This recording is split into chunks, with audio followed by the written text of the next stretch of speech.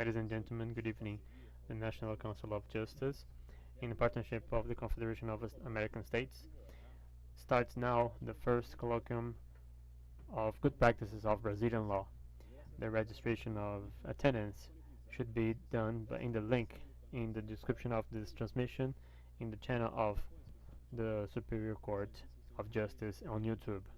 With us, we have the President of Supreme Federal Court, Justice Luis Fux, and the General Secretary of the American States, Luis Almagro, the President of Justice Court, Humberto Martins, the President of the Superior Military Court, Luis Carlos Gomes Matos, President of the Superior Court of Work, Maria Peducci, Dr. Márcio Nunes Oliveira, representing the Ministry of the State, the Chief of the Ministry of Women, Family and Human Rights, in this event representing the Ministry of State, Damares Alves, the Prosecutor General of the Republic, Dr. Augusto Aras, the Councilors of the Superior Court of Justice, Tânia Cruzeiro and Mário Guerreiro, Luiz Fernando Keppen,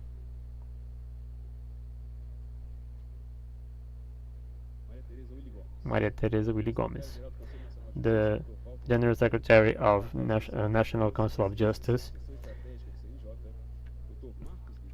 Dr. Marcos Nível Gomes, and the Secretary for Juridical Affairs, Marco Arreguire. The National Council of Justice thanks the presence of the above-mentioned authorities and all who are following this transmission of this event in our YouTube channel.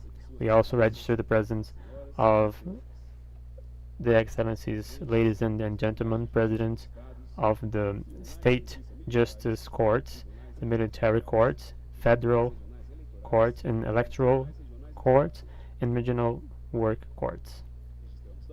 We also would like to register the presence of Ivana Farina, the Councilor Ivana Farina, General Prosecutor of the Court of Accounts of Rio de Janeiro, Sergio Cavalieri, the President of the members of the bench and bar, the Justice Secretary of Santa Catarina, the State of Santa Catarina, and the President of the Protection of Women in Situation of Domestic Violence, the Assistant Judges, Fabio Porto, and the consultants of the Ministry of International Relations, National Secretary of the Rights of Women and Human Rights, Cristiane Brito, the Legal Assistant, Rodrigo Kaufmann,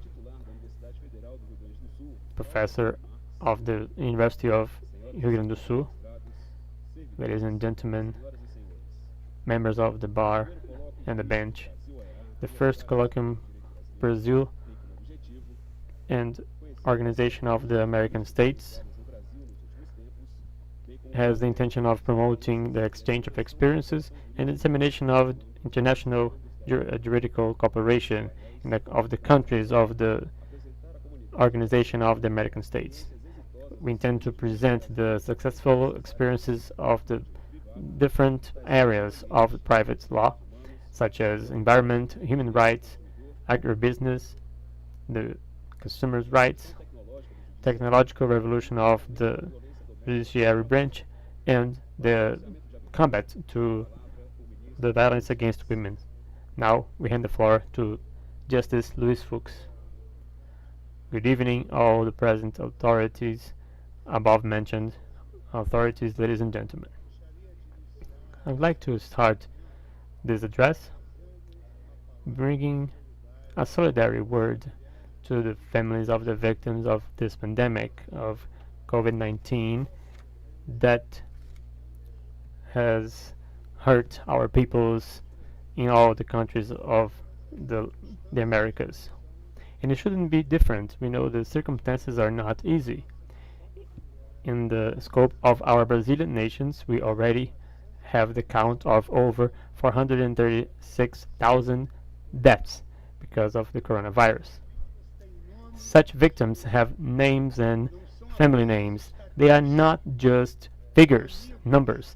They are friends, they are grandparents, they are parents, sons, daughters, and grandsons and granddaughters that leave their families missing them. In that, I mean, we should honor these people, having all our possible efforts to overcome this health and sanitary and economic crisis. In this critical moment, however, events such as the one we have today gives us some moments of hope. It's possible to state that the National Council of Justice and the Organization of the American States, even in this scenario, were not stagnated with their activities. On the contrary, both institutions are working very proactively and with a lot of effort to combat all the problems brought by the COVID-19 pandemic. By saying that, the Organization of the American States is the oldest regional organism of the world. Their roots come from the first international conference, American conference, that happened in Washington D.C. in 1889, when there was a germination of the seeds of the Inter-American system. Nowadays, it's made by 35 states, independent states of the Americas.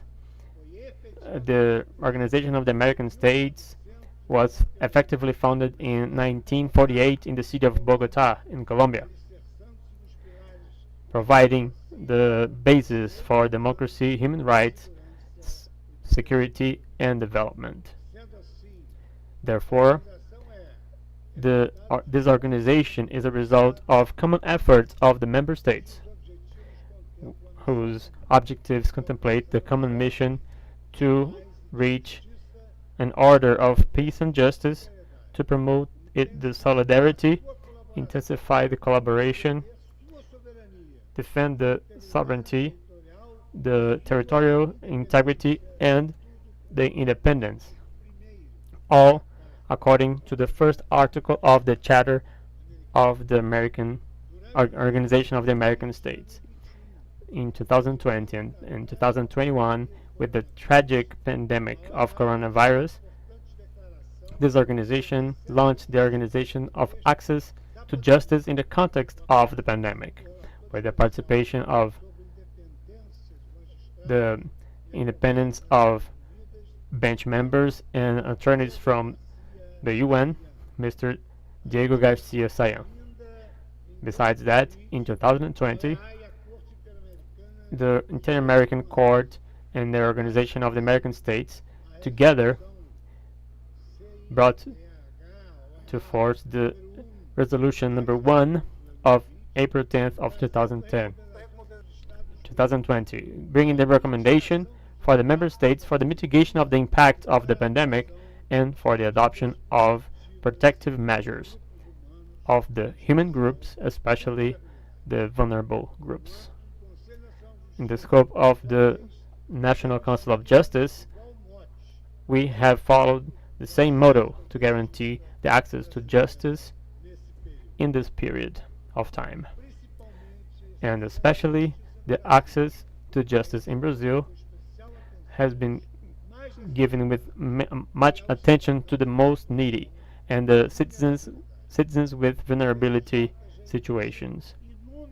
The National Council of Justice emitted many recommendations to the carcerary system regarding the pandemic of COVID-19, fomenting good practices around the productivity and the continuity of the service in a remote manner. Despite these projects, individual projects. Both institutions have also united efforts to launch compound joint initiatives. In this institutional partnership, has the intention to promote the values that unite us when they are consolidated in the democratic charter of the inter-American states, the respect to human rights and fundamental liberties, the existence of periodic elections that are free and just, the pluralist regime of political parties, the transparency, the respect to social rights, the respect to rule of law and the powers, and the inacceptance of any form of discrimination, and the civic participation in the state decisions in the process of socio-economical development. This fruitful dialogue between the National Council of Justice and the organisms of the Organization of States, of the American States, can be seen by the signature of the document between these two organizations that happened in the 10th of December of 2020.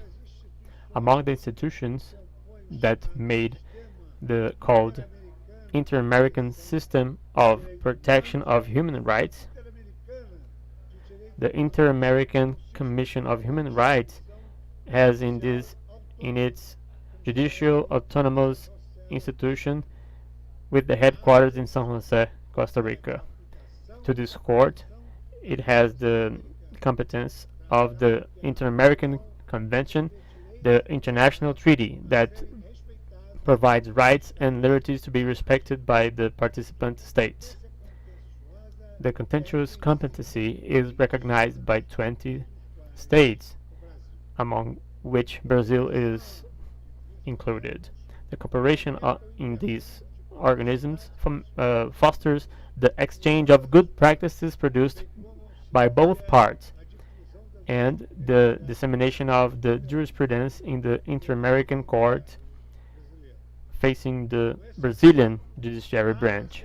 In this agreement, several decisions of the court will be translated to Portuguese, creating a qualified research channel, equally transparent and accessible to all the considered publics, bench members, members of the bar, researchers, entities of civil society, and other interested citizens.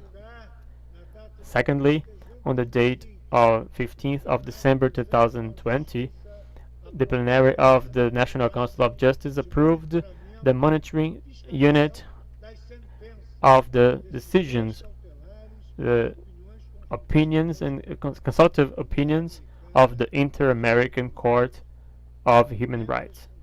Among the reserved functions to this unit, we highlight the creation and maintenance of databases with decisions of this judicial organ of the Inter-American System of Human Rights. With this, there is the intention of forwarding in a fast way the decisions of the Inter-American Court to the competent authorities, providing information regarding processes of victims of violations of their fundamental rights.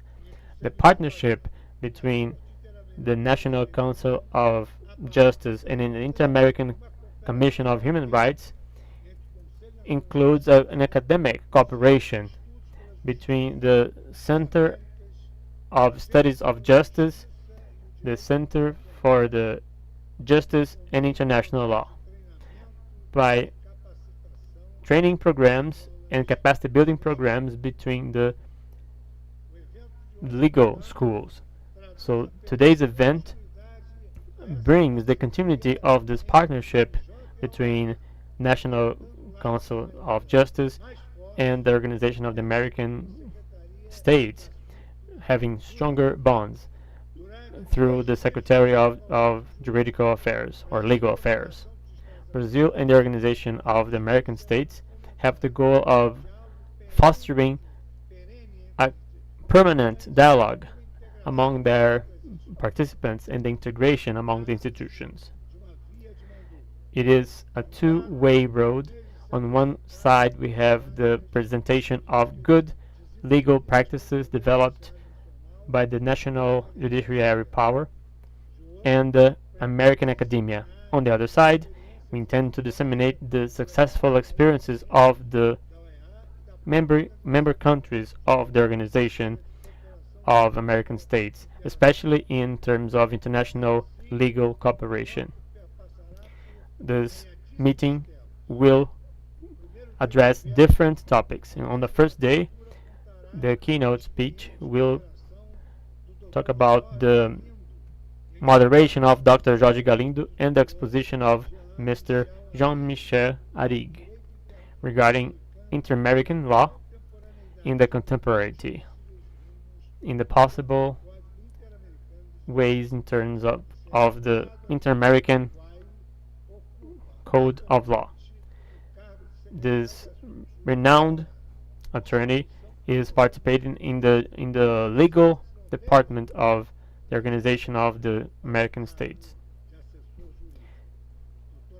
Dr. Arrighi allies his professional experience with his wonderful academic career, which provided to him the title of Doctor in Law by the Republic of Uruguay. The first panel will address the idea of protection of the environment in the inter-American law and Brazilian law, with Justice Herman Benjamin from the Superior Court of Justice.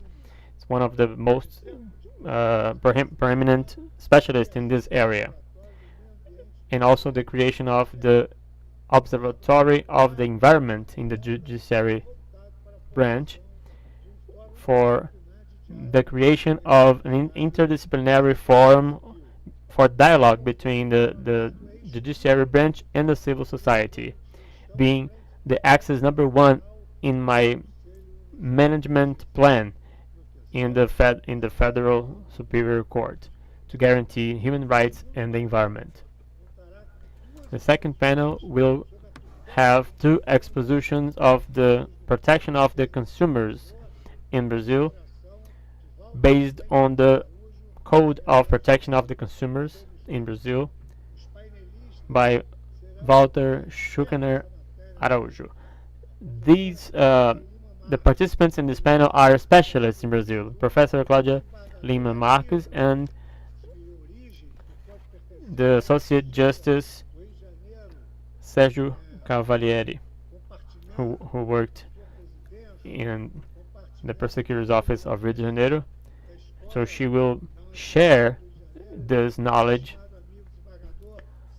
So again, the Associate Justice Sergio Cavalieri, he is a well-known professor, author of many different written works, and now works as General Prosecutor of the Court of Account of Rio de Janeiro.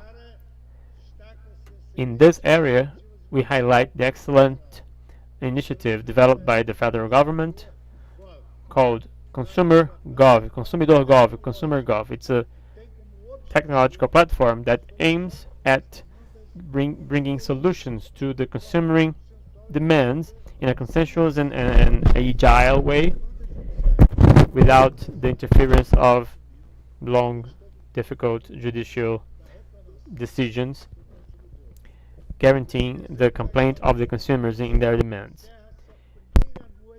And for the last panel, to finish the first night of activities, we have the Justice 4.0 by the moderation of the Councillor Rubens Canuto and the presentation of the judges Fábio Porto and Alexandre Libonati, who also are part of the National Council of Justice. In this panel, they will expose the innovative practices implemented by the National Council of Justice to the digitalization of the judiciary branch of Brazil to guarantee the access to justice in this period of social isolation. The digital justice practiced by the Brazilian judiciary level from the National Council of Justice includes the mechanisms of the public hearings, virtual public hearings. The justice 100% digital. The digital office. The centers of 4.0 justice. The centers of intelligence. The digital platform of the judicial system. On the second day of work, the first panel will be coordinated by the superior judge, the counselor Tânia Regina Silva Exigo, talking about the struggle against the domestic violence and the law Maria da Penha. And the panelists will be two competent jurists, Cristiane Brito from the National Secretary of Public Policy for Women from the Ministry of Women, Family and Human Rights, and Salete Somariva, Superior Judge from the Justice Court of the State of Santa Catarina and Coordinator of COSEVIG. Since the promulgation of the law Maria da Penha, the National Council of Justice have been presenting initiatives that are very important linked to the fight against domestic violence, violence against women. Recently, in 2020, the Superior Judge became the coordinator of the movement to fight against violence against women in the National Council of Justice, together with the Association of the Brazilian Judges that has Judge Renata Gil here beside me. Campaigns such as the Red Alert and the panel of fight against violence against women, with a database up to date about all of the results of this judicial policy. The second panel will talk about the good practices in a very important sector for our economy, the agribusiness. In this panel will be coordinated by the Special Secretary of the Council of Justice, Marcos Lives Gomes, and Luiz Antonio Naban Garcia, Paulo Gustavo Medeiros Carvalho, Rodrigo Kaufmann. They are from the private and the public sector from the agribusiness in Brazil. Finally, the last panel on the 26th of May will highlight the importance of the judicial branch in the realization of human rights, talking about study cases of the judicialization of health in Brazil. And the Judge Candice Lavocar Calvão Jobim will be coordinating this panel, with the panelists Daniel Wang from the University Getúlio Vargas from São Paulo, Ingo Salet, Superior Judge Reformed from the Justice Court of the State of Rio Grande do Sul, in human rights and fundamental rights. In this point, I highlight the observation of the observatory that was created in the beginning of my term, that I launched and announced in my speech when I swore in office. And also through this work group, it's possible to have partnerships for exchanging projects in this important agenda. The collective use of tools as political dialogue and inclusion projects, cooperation, judicial tools, and mechanisms of follow-up. This event will consolidate the constant partnership between the National Council of Justice and the Organization of American States in order to have the work of both of these organizations to guarantee peace and promote democracy, representative democracy, respecting the principle of non-intervention to ensure the pacific solution of the controversies and promote development, socio-economic development of the and cultural of the actions. I thank everyone for your attention and wishing you a fruitful event. Thank you so much for your attention. We'd like to mention the presence of Mrs. and Mrs. The representative of Brazil and in the Organization of American States, Ambassador Fernando Simas Magalhães, representing the Minister of Foreign Affairs, and the Counselor from the Council of Justice, Flávia Pessoa. With the floor, the Secretary General, Luiz Almagro. Thank you. The cooperation between Brazil and Spanish.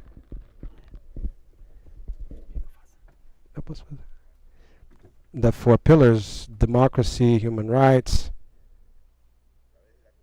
Through the cooperation, judicial cooperation of the organization, definitely we have exchange in order to strengthen our inter-American system.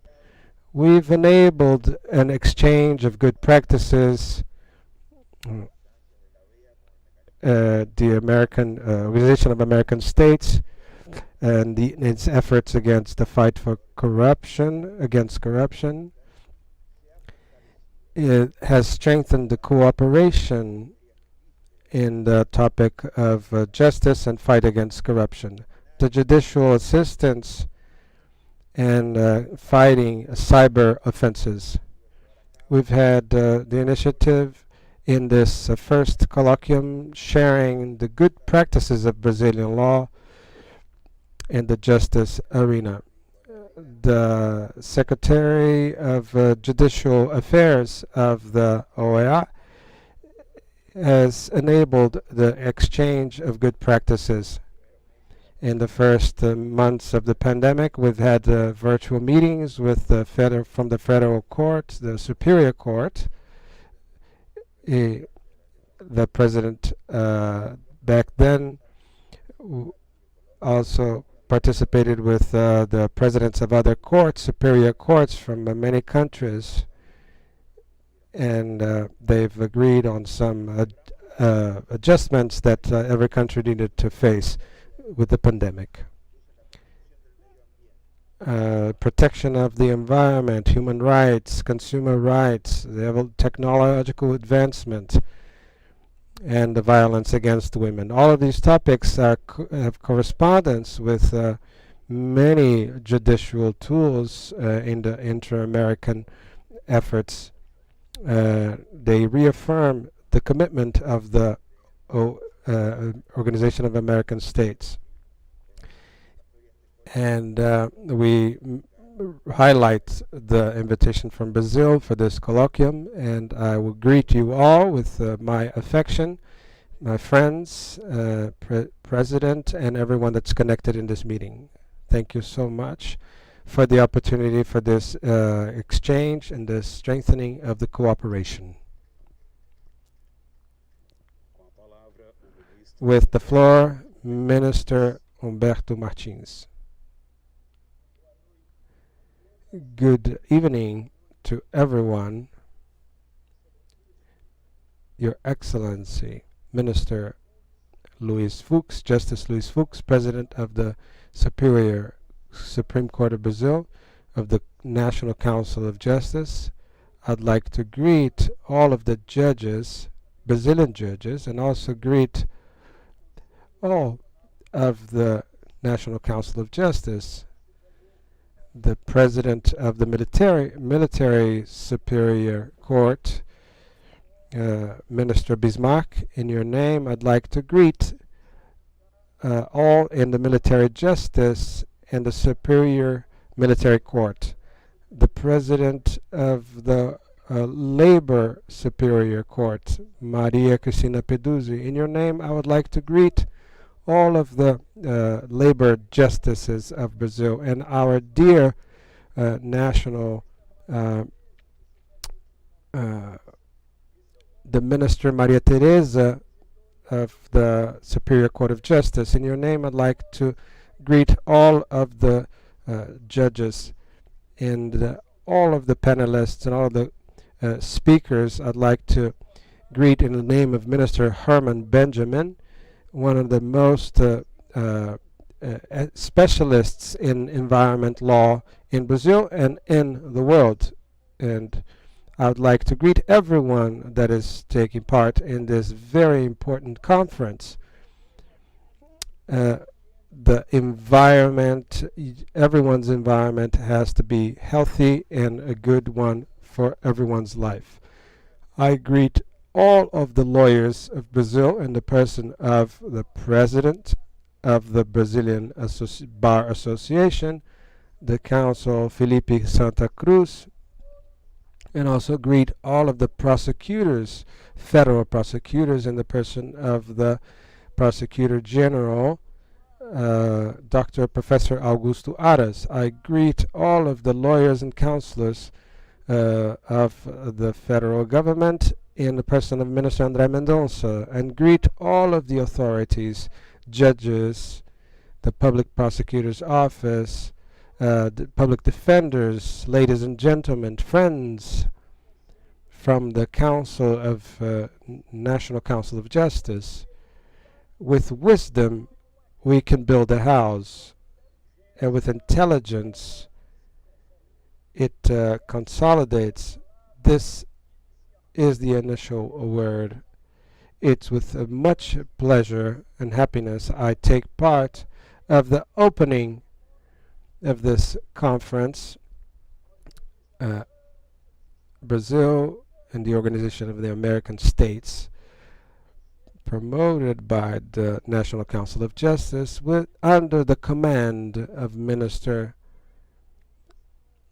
dear Minister Justice Luis Fux, President of the Superior Court, Brazilian Superior Court, and all the other authorities that are on the virtual bench.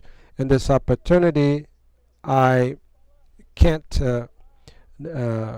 forget to mention the importance of this meeting that has a purpose to establish a permanent dialogue between the Brazilian judicial system and the countries that are a part of the American Organization of the American States, so that we can share our good practices and good actions. So this is a worthy goal, and it becomes clear that the objective of this conference will be reached because the Organization of the American States, as the most ancient international entity that had its origin of the its first conference in 1889, that resulted in the creation of the International Union of the American Republics, creating the Inter-American System, can contribute very much for the dissemination of our good practices in the international law, or the protection of the consumer, or technological evolution, domestic violence, agribusiness, or human rights, and the dignity of the humans. The establishment of a permanent agenda of publicization and exchange of good practices in law. I'm certain that these other agendas, international agendas, will be met, such as the SDGs, the Sustainable Development Goals of the 2030 Agenda from the UN, representing a commitment made by leaders from 193 countries, including our beloved Brazil, materialized in 17 goals of sustainability and 169 goals to be reached from 2016 until 2030. Once more thing I should mention, the wisdom is not revealed only by the knowledge which one has, but especially by the capacity we have to fixate on others, these cultures, these knowledge. Before I finish, I'd like to say that we have to fight the good fight and to finish our career and keep the faith. And I finish greeting and congratulating everyone that is here virtually, with the certainty that this conference will reach its success, be it by the brilliant panelists that are going to speak, with the example of Minister Herman Benjamin and the others, and the commitment of all that are taking part, contributing for the realization of this permanent agenda of dialogue with the American Organization of American States. As our Justice Fuchs has said, we will win the pandemic. We, with our hand in hand, we will win over this evil so that we can go back to the normal life. I believe in people. I have faith in public powers, in the republic powers. I believe in Brazil, and in faith and prayers, with prayers, we will win over this situation. Hand in hand, justice, citizenship, may God help us. I would like to mention the presence of His Excellency, Ministry of Superior Justice, Herman Benjamin. With the floor, the Minister Luis Carlos Gomes Matos, Minister of the Armed Forces. Your Excellence, Justice, President of the Supreme Court of Brazil, Mr. Secretary, General Secretary of the Organization of American States, Luis Almagro, Your Excellence, President of Superior Court of Justice, Minister Humberto Martins, Your Excellency, President of the Superior Labor Court, Minister Maria Cristina Peduzzi, Your Excellency, Permanent Representative of Brazil in the Organization of American States, Ambassador Fernando Silva Magalhães.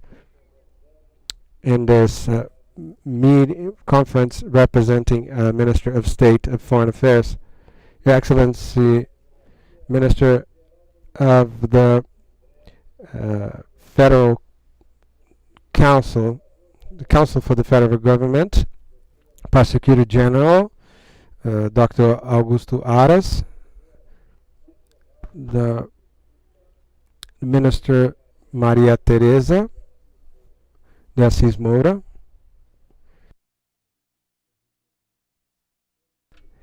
Minister, ladies and gentlemen, counselors from the National Council of Justice, and all the authorities. Good evening to everyone. Firstly, I'd like to congratulate everyone for this important event, international event, and also to thank for the invitation to participate, the participation of the Superior Court, the Military Court with great satisfaction to be a part of this event in which we can discuss and show the good practices used by Brazilian justice system in the different branches of work. Besides that, it's a important opportunity to shorten the relations among the American states, especially because most of them share a border with Brazil, a frontier with over 16,500 kilometers, of which over 2,300 are the Amazon borders.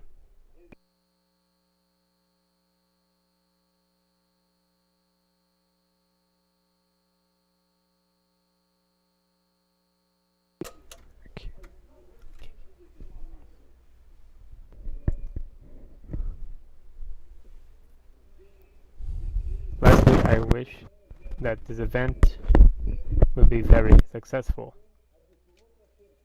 with the absolute certainty that important practices will come from this event to the legal system. Thank you so much, and good evening to you all.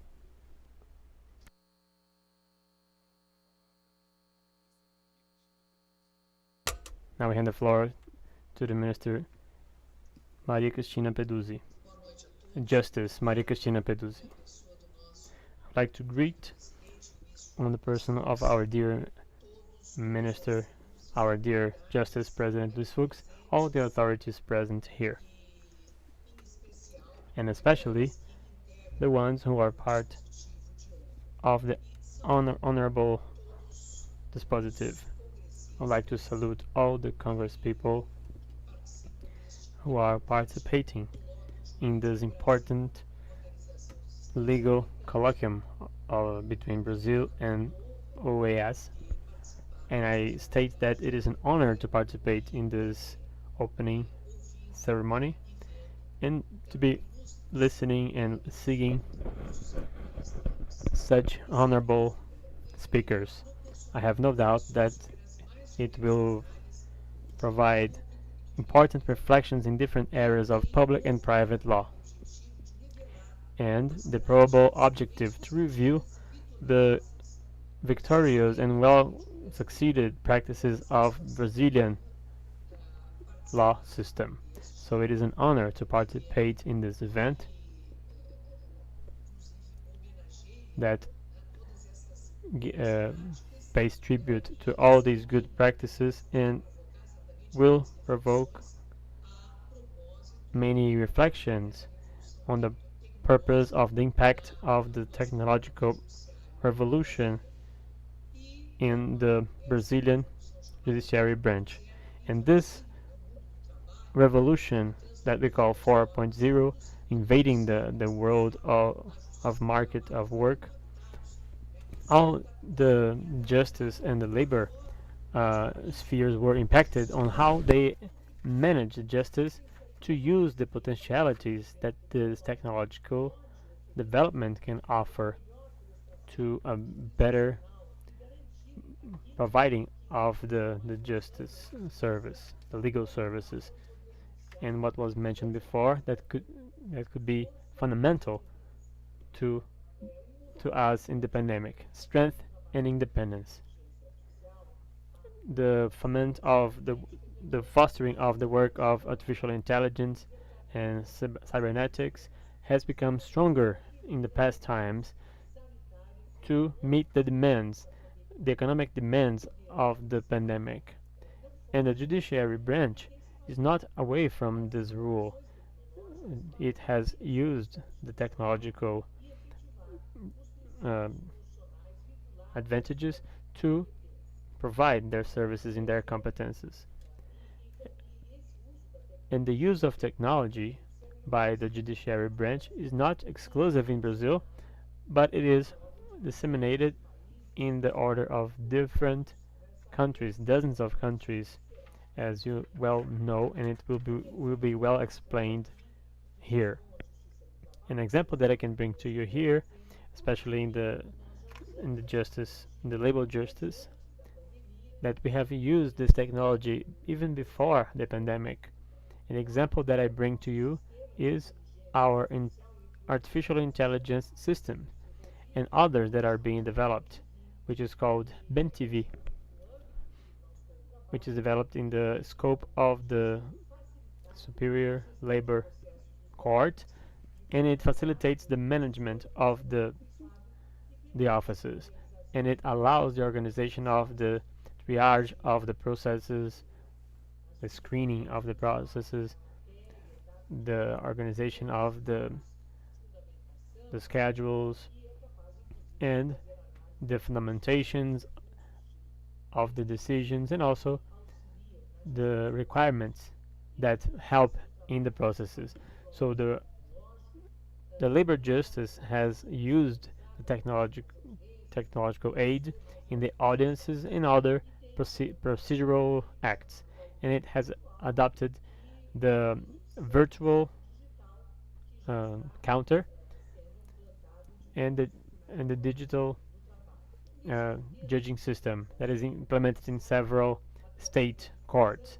So with the insertion of the technology, the 4.0 technology in our processes, we can observe that we can fulfill the commitments of our constitutional deeds with efficiency.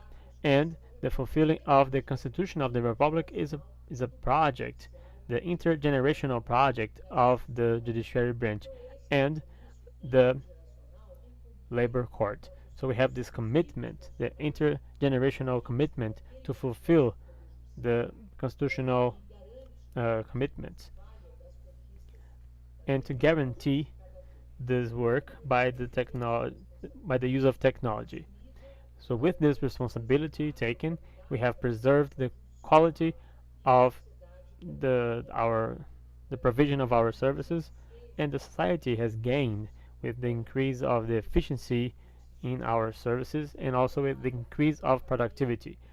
To debate this topic and to bring important issues that happen in this scope, I wish you all success. I wish success to this event, greeting the organizers of the event. And once again, I thank you very much for this participation, and I wish you an excellent event. Thank you very much. Now I hand the floor to Dr. Augusto Aras.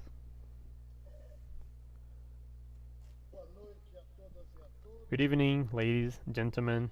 I would like to greet His Excellency, the President of the Supreme Court and the National Justice Council.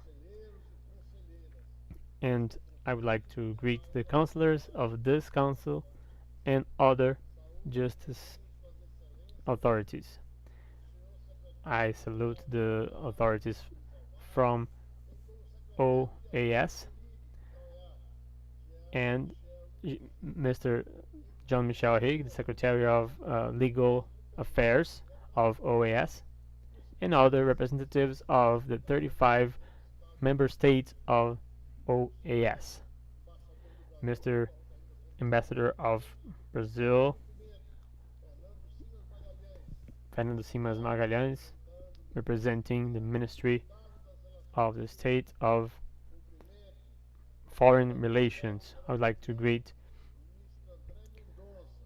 General Counsel of the Federal Government, Mr. André Mendonça, and other authorities of this stance.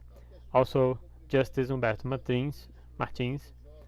I greet him and all the justices of Superior Court of Justice, the General of the Armed Forces, Ms. Cristina Peduzzi from the Labor Court, the President of the Order of the Bar Association of Brazil, and then I greet all the other authorities of judiciary branch, members of the prosecutor's office, and all the others that are following our video conference. I feel really satisfied to be participating in this event with the topic of the good practices of Brazilian law,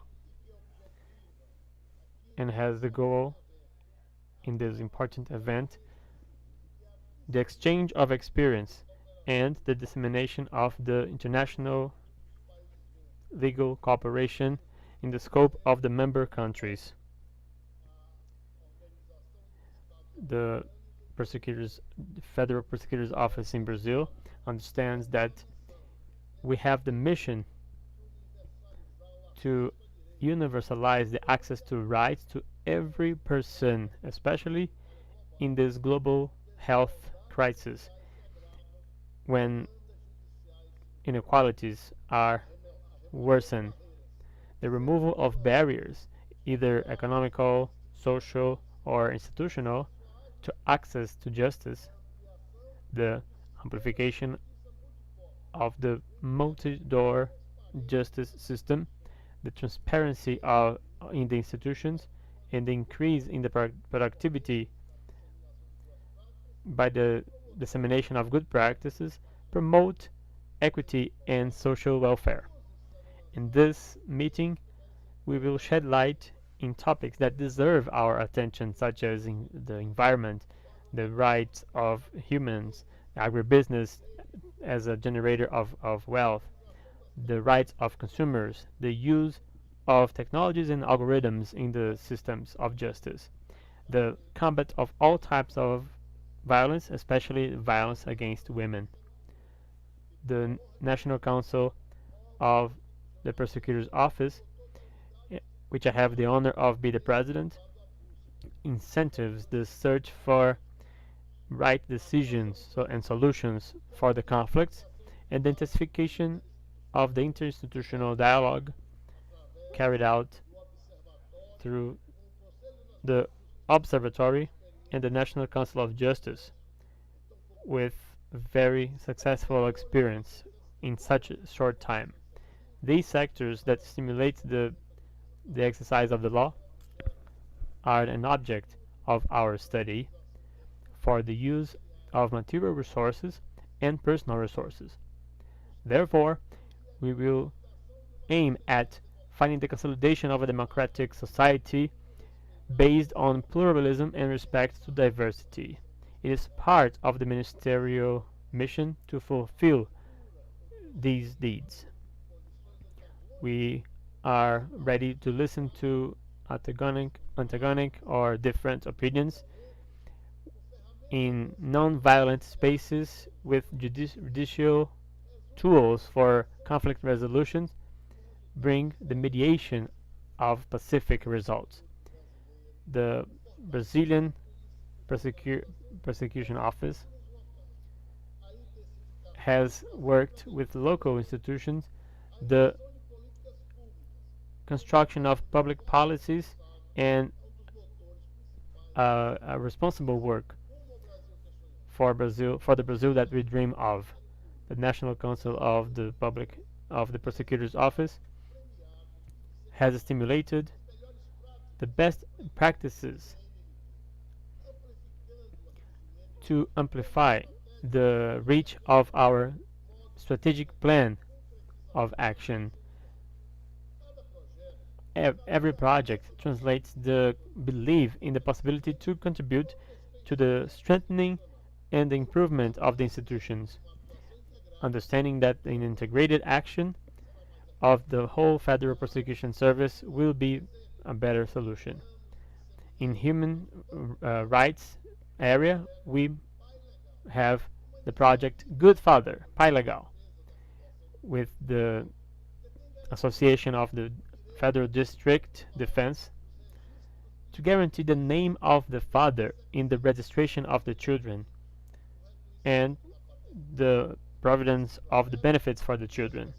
In this project, we intend to have a mediation of the voluntary acknowledgement of the fatherhood If not volunteer, we can carry out a DNA examination to have the probatory basis and the investigation of fatherhood moved by the prosecutor's office.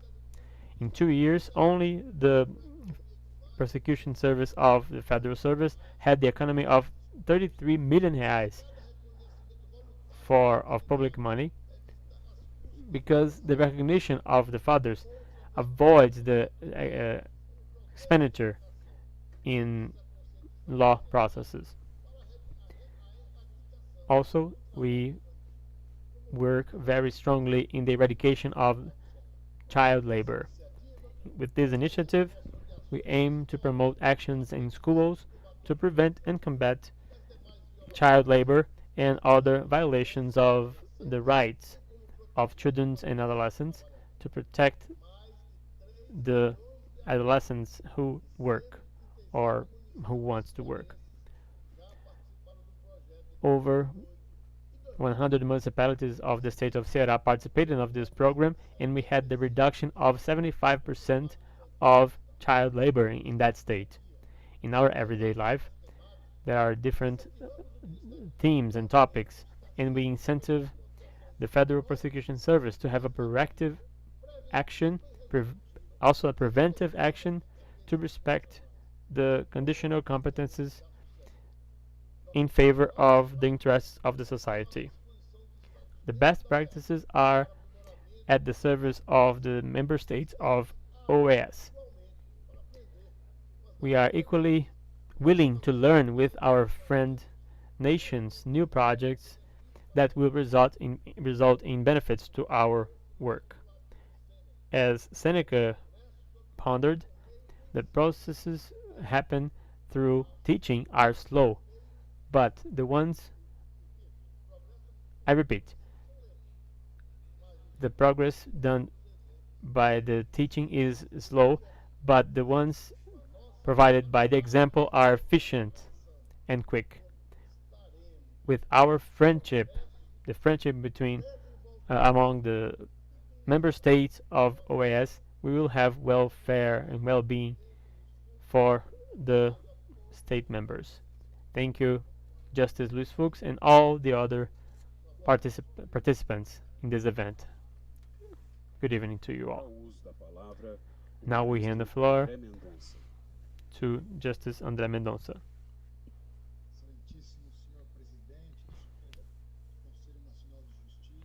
Your Excellency, the President of the Superior Court, Your Excellency, the President of the National Council of Justice, the President, Your Excellency, General Gomes Matos, the President of the Court of Labor, Your Excellency, the Prosecutor General of the Republic, Dr. Augusto Aras. Also would like to greet the General Secretary of OAS in our virtual meeting that takes place in the Brazilian land. Also the Secretary, Professor Jean-Michel, and the other authorities in the person of Justice Herman Benjamin, who will be one of the panelists of this important event. My word tonight is, first of all, to acknowledge the importance of this event. And it's not only for the importance of the National Council of Justice and OAS, but also because of the topic that is brought in the different panels that will be presented here. In times when knowledge is available to all persons, I feel really glad to hear the words from Dr. Wachter, who worked intensively for the materialization of this event, having over 3,000 subscriptions. few years ago, we would say that we could have difficulty to collect jurisprudence and research material in the national level. Today, the legal decisions and the study of law enables us and also demands us to use international law. And to have OAS here with us in such event, bringing their expertise and knowledge to democratize this knowledge with over 3,000 Brazilians, it's a reason for being proud. And in this expectation, I see the possibility of 3,000 new professionals to have access to excellent knowledge in the national and international scope in such important topics. I would say that this colloquium gathers the essence of the democratic state of law. It gathers the possibility to work in the guarantees of the fundamental rights of first, second, and third generations. Here we're going to debate the conciliation between very important topics such as agriculture, free initiative, aligned with environment, conciliating this by name, development and sustainability. And we will be able to debate primary liberties such as the right of movement, to go, to think, to manifest, to exercise free speech of belief, religion. It's also here that we will work the complex relations between companies, suppliers, consumers. It is here that we will work around the perspective of a guarantee of life, protection of groups, minority groups such as women, children, the old people, among others. It's within this perspective that we can integrate in one conference, not just Brazil, but all of America. Within this perspective, I hope, in light of this recognition, that at the end of this colloquium, Brazilians can improve their perspective, their conception of democracy and the democratic values in the daily practice of science of law. And I'd like to thank, in the name of the General Counsel Office, to the National Council of Justice and the OAS. I wish you all a success, and you can count always on our the Office of the General Counsel in seminars such as this one. Good evening to everyone. With the floor, the Ambassador Fernando Simas Magalhães.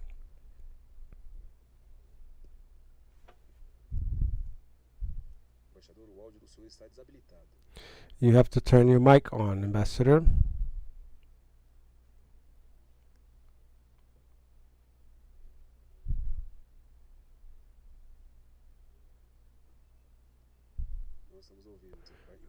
We can't hear you, sir.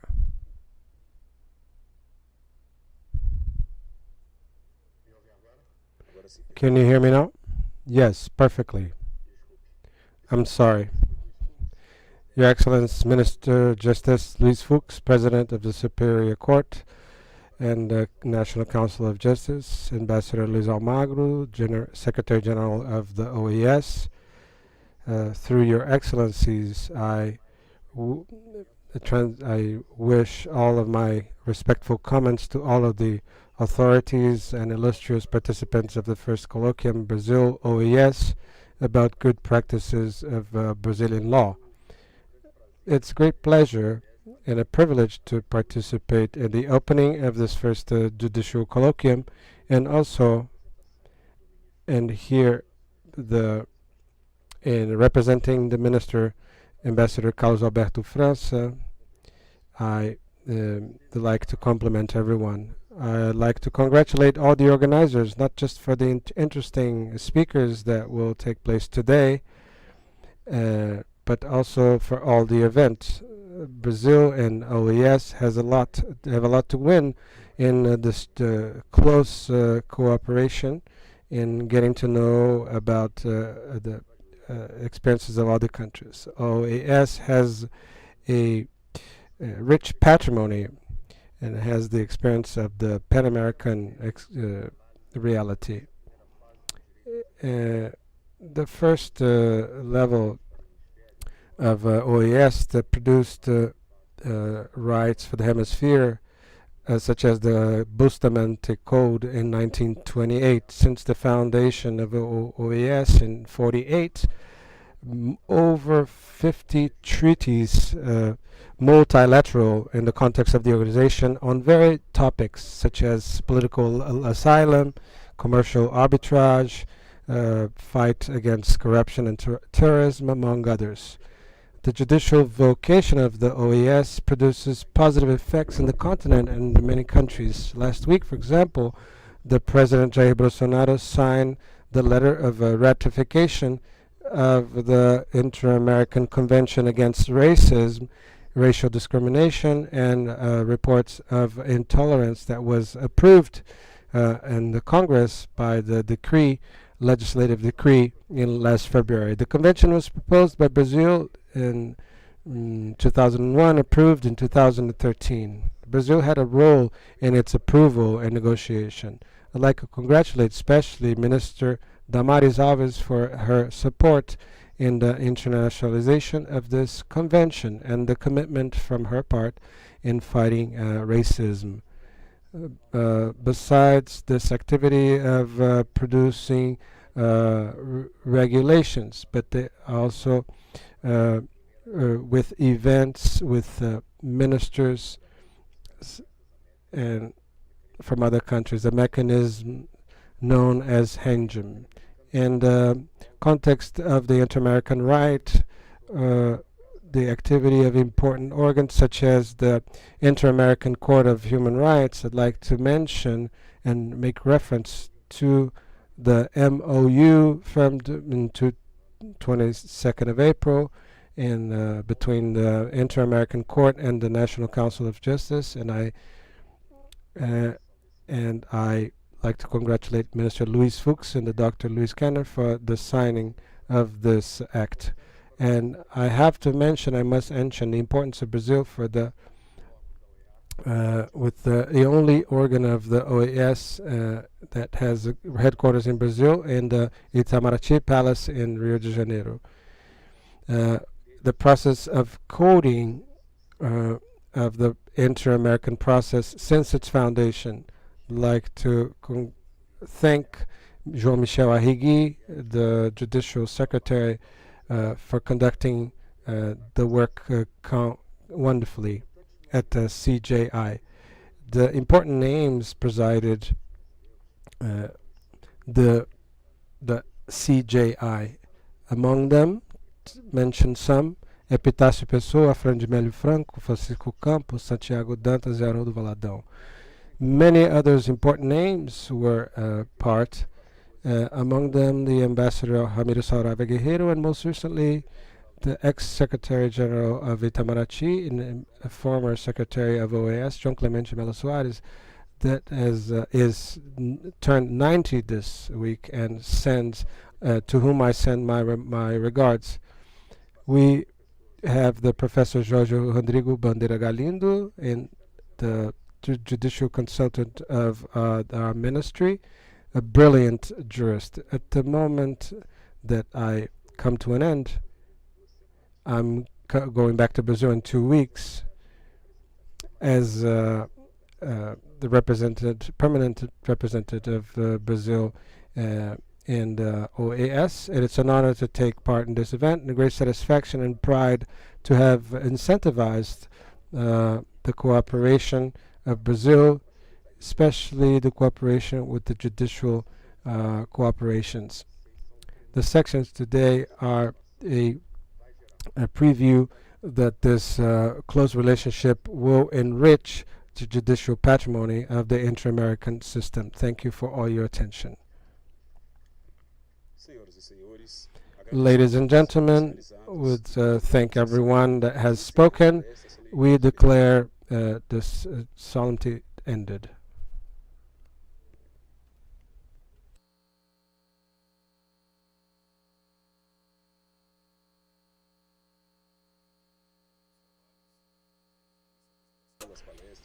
We shall have now the panels, Inter-American Right in the Contemporary and the Guardianship of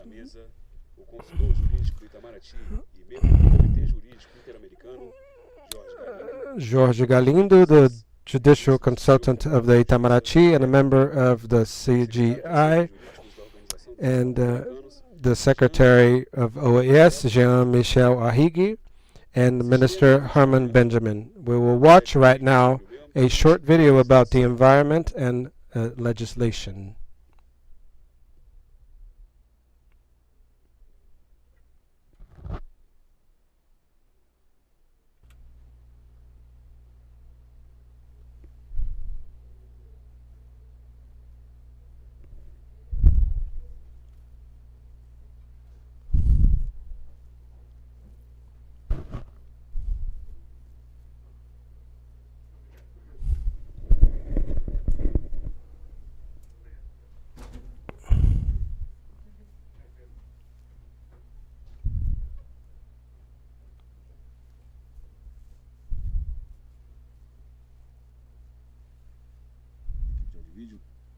Vamos produzir novamente vídeo.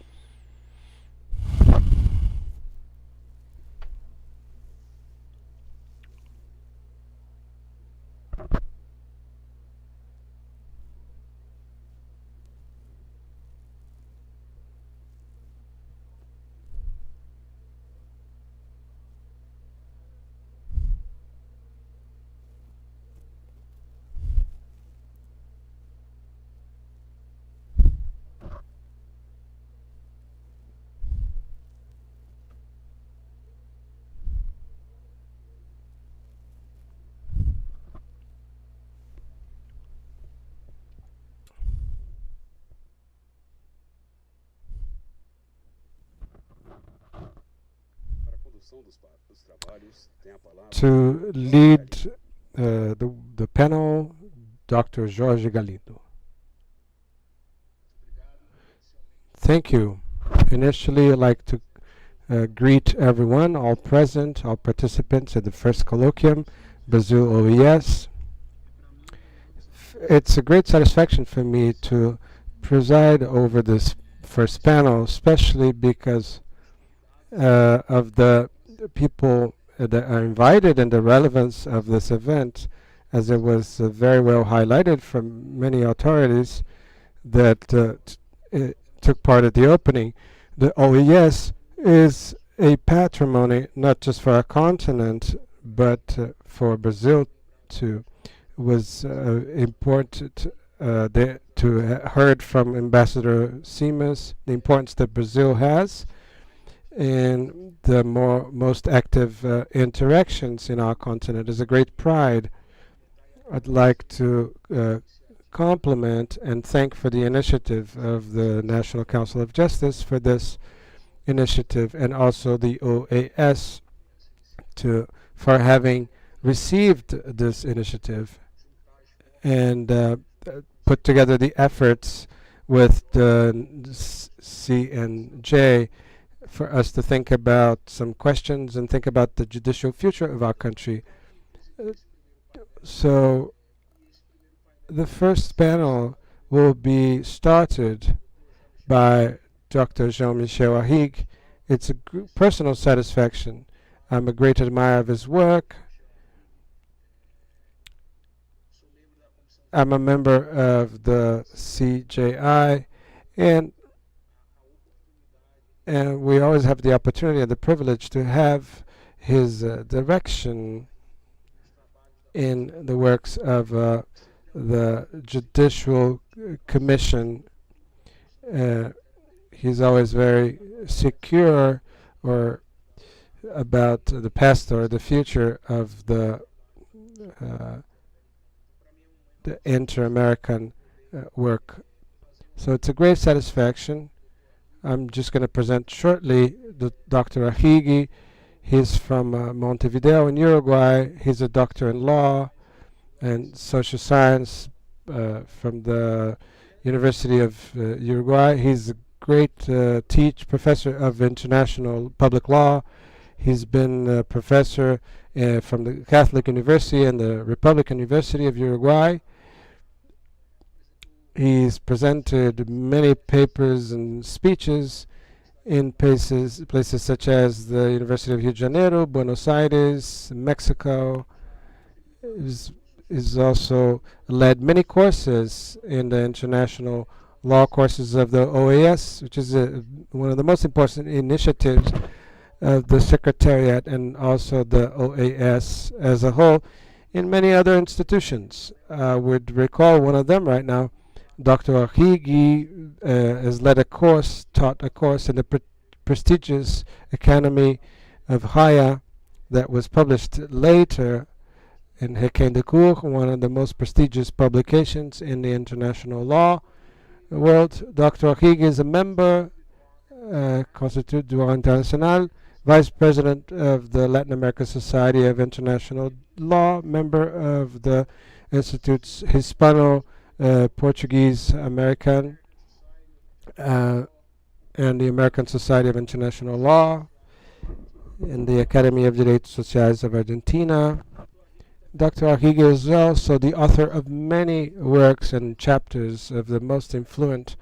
I would recall here his contributions in the International Public Law Encyclopedia from the Max Planck Institute, and also Oxford Handbook of the Use of Force International Law, a prestigious collection of the Oxford University Press about international law, the use of force in the international law. Besides all that, this enormous curriculum we could talk about for a long time.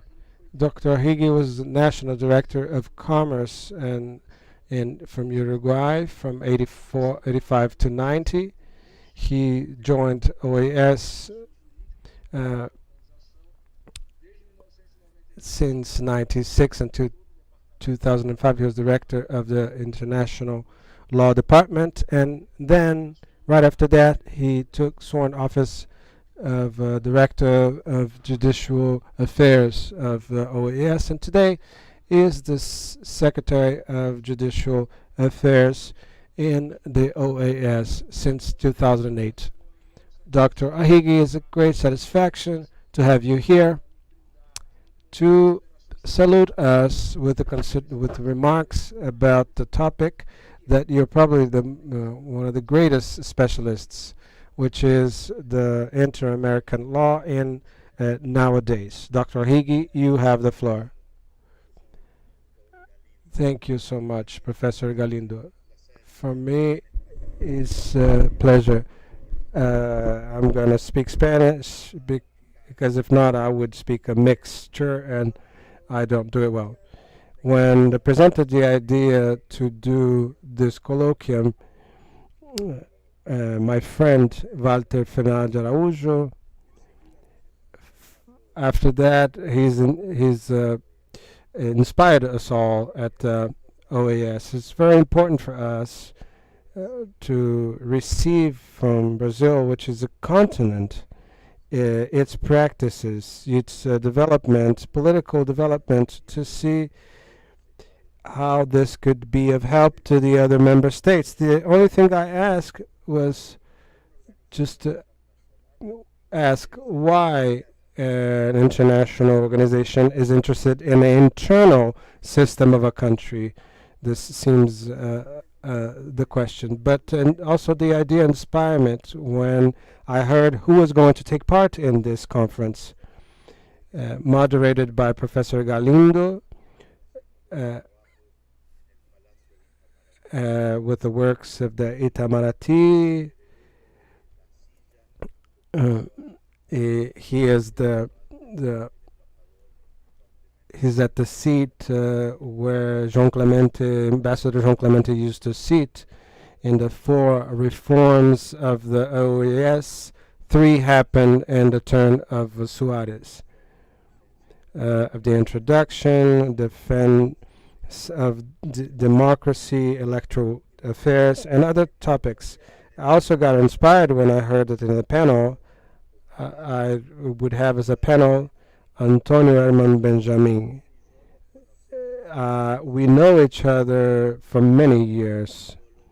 When we were both a bit younger, just a little bit younger than now, and I was the director of consumer defense in Uruguay, and he was a prosecutor of justice in São Paulo, and we were working in international organisms with the consumer defense, where we met also Professor Claudio Dimas Marques. So for me, it was a great happiness to take part and meet again with such friends, such great friends. And to have, oh, there's Claudia. What are the challenges from the point of view of an international organization that supports the development of its states in the internal law system of your country? The idea of the conception of sovereignty would separate the internal order and the international order. But it's not like that anymore. Or today is not like that in the inter-American system. I know that the topic of theoretic or practice of internal law and international law for the internationalist has an easy solution for the international court is a topic that's a lot more complex when you have to approach from the point of view of the national judge or the national lawyer. For when you are going to act simultaneously with the national norms, bilateral norms, sub-regional norms, and universal norms. And the poor judge has a hard job before him when he has to bring a solution to this conflict. And the conflict was theoretical up until lots of years. But today is very difficult to imagine a situation that's simultaneously regulated by norms of all of these orders, judicial orders. This has to do with daily life. But let's go back to the origin of the system. Just to explain a little bit why we are talking about the international law in a meeting that has to do with this topic. We mentioned several times that in the conference 1889, Brazil had a fundamental participation during the celebration of this conference. Brazil starts from empire to republic, and it takes the Baron of Rio Branco. The first thing that was discussed was a processual topic that made the change of the inter-American system. They had the agreement that the states would have the equality in terms of political terms, and it happens until today in the inter-American system. We have the decisions by majority, and there's no situation in which we exclude some members. It permits the equalitarian participation of the countries. The idea was to create a system of norms and institutions to guarantee the peace among the American countries. The United States would be coming out of civil wars. They had to reconstruct the country and have some juridical security marks. It is incredible that in 1920 there is the Juridical Committee of the Americas, and also the Pan American Organization of Health, the Inter-American Institute of Children, and the proposal of an Inter-American Court of Justice and a Bank of Development, etc. And a wide number of treaties, inter-American treaties. So when I say that, when we think of the region, when I say outside the region, I mean that this system was very successful. For example, if you look at the map of the Americas in 1889 and the map today, it is very similar. So it doesn't really happen when you look at the map of Europe in about 100 or 200 years ago. Capitals were destroyed, cities were destroyed, and none of that happened in the American continent. The American continents. So all the conflicts were resolved in a pacific way in the relationships among the states. However, we haven't done the same in the consolidation of the democratic states of law. Other continents have done bad things, we know that, but it brings the demand for the strengthening of the bond of the inter-American interinstitutional interests. The charter that was written in 48 shows the existence of democracy in the topic of the forms of government, of mentioning the universal human rights. In 1940, in the American continent, they approved the first conference on the topics of flora and fauna, which was an internal competence of the state, and also the human rights and the combat to corruption, which was the first continent to have a convention in that sense. However, when we talk about, for example, the defense of democracy, there are many elements on this topic, corruption, and one of them is that makes sense in this colloquium is the good access to justice to your citizens, to provide the citizens better quality in their legal processes. And then I go back to the topic of the internal law and international law as a challenge for everyone who is participating in this event. when Antonio, Claudia, and we have talked a lot about the problems of the consumers. The consumers nowadays, they are continually mentioned in the international contracts. We think of the final consumers as an international provider or business person, and they keep having different contracts, international contracts. They contract the hotel without going through a travel agency. Today they just use the internet, and they visit places, and obviously there is no international arbitrage because of the types of commerce that we see today online. And it's a topic that it is regarding the inter-American law, but here we have a challenge. We're talking about many of these topics.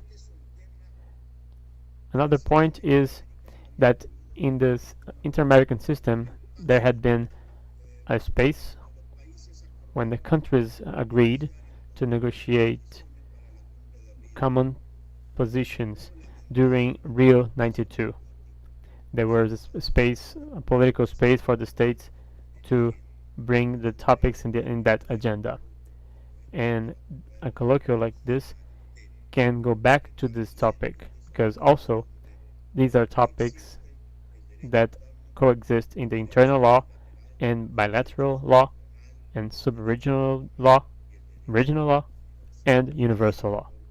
And no one better than Antonio to bring some information and to be the one that would provide strength to this initiative. There are many challenges. We have the pandemic, the benefits that we see in the use of technologies, the benefits and challenges they generate in terms of commerce, in terms of access to justice, and also the fostering of new forms of criminality. Many times the law is not ready. The criminals are really quick, and they know how to adapt to the new realities. So these are some of the reasons of being for us from OAS to be interested in the experience of the work of this event. The results of the work should not be lost in the colloquium. And somehow we need to have continuity on this. On the other hand, something that is important is how what we are doing today in Brazil could happen in other regions. I know Brazil has very special characteristics. We're talking about a continental country with an incredible development. So it's understood that the colloquium could be done in sub-regions of the Americans, but we understand that it happens in Brazil. We can think of the support of Seneca de Araújo to have the march to the model that we aim to have. I wish you great success in your event, and I hope that the other countries will be valued on what is happening in Brazil. Thank you so much. I wish you all the best, all the success, and I will be following up the colloquium. That's for sure.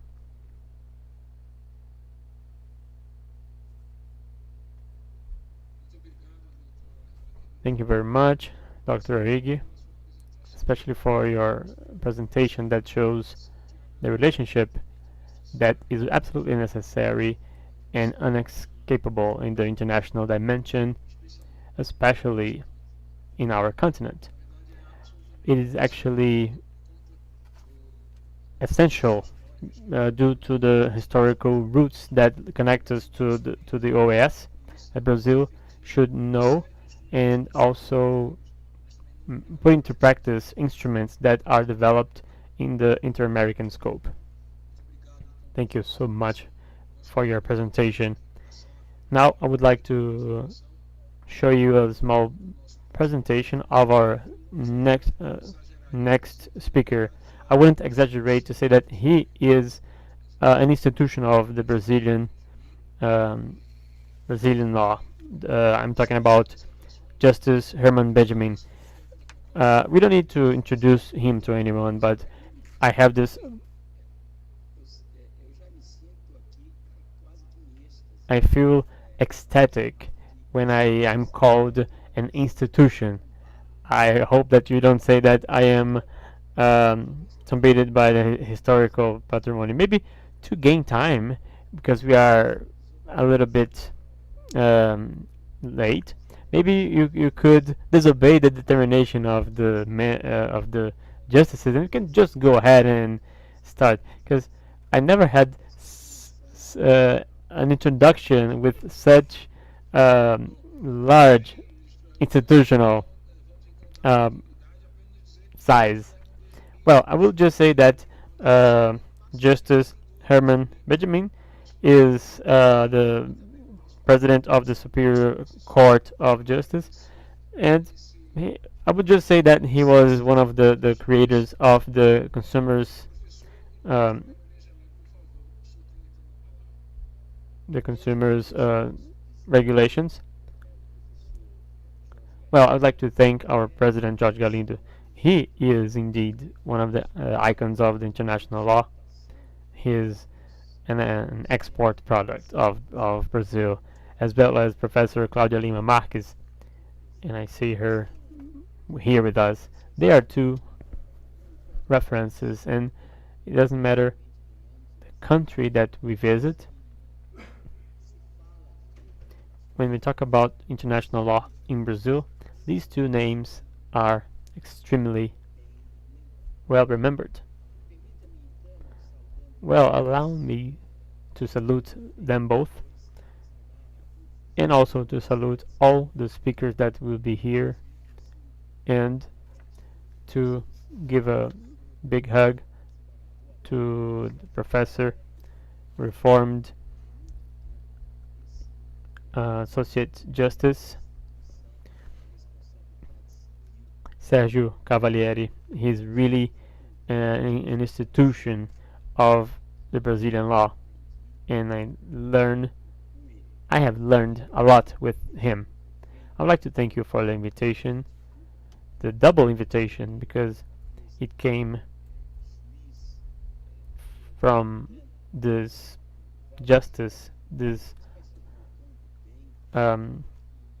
justice that is really like a volcano of good, and he has this posture of a judge, and he has also the concern on the seriousness of international law and the institutional reality of our country.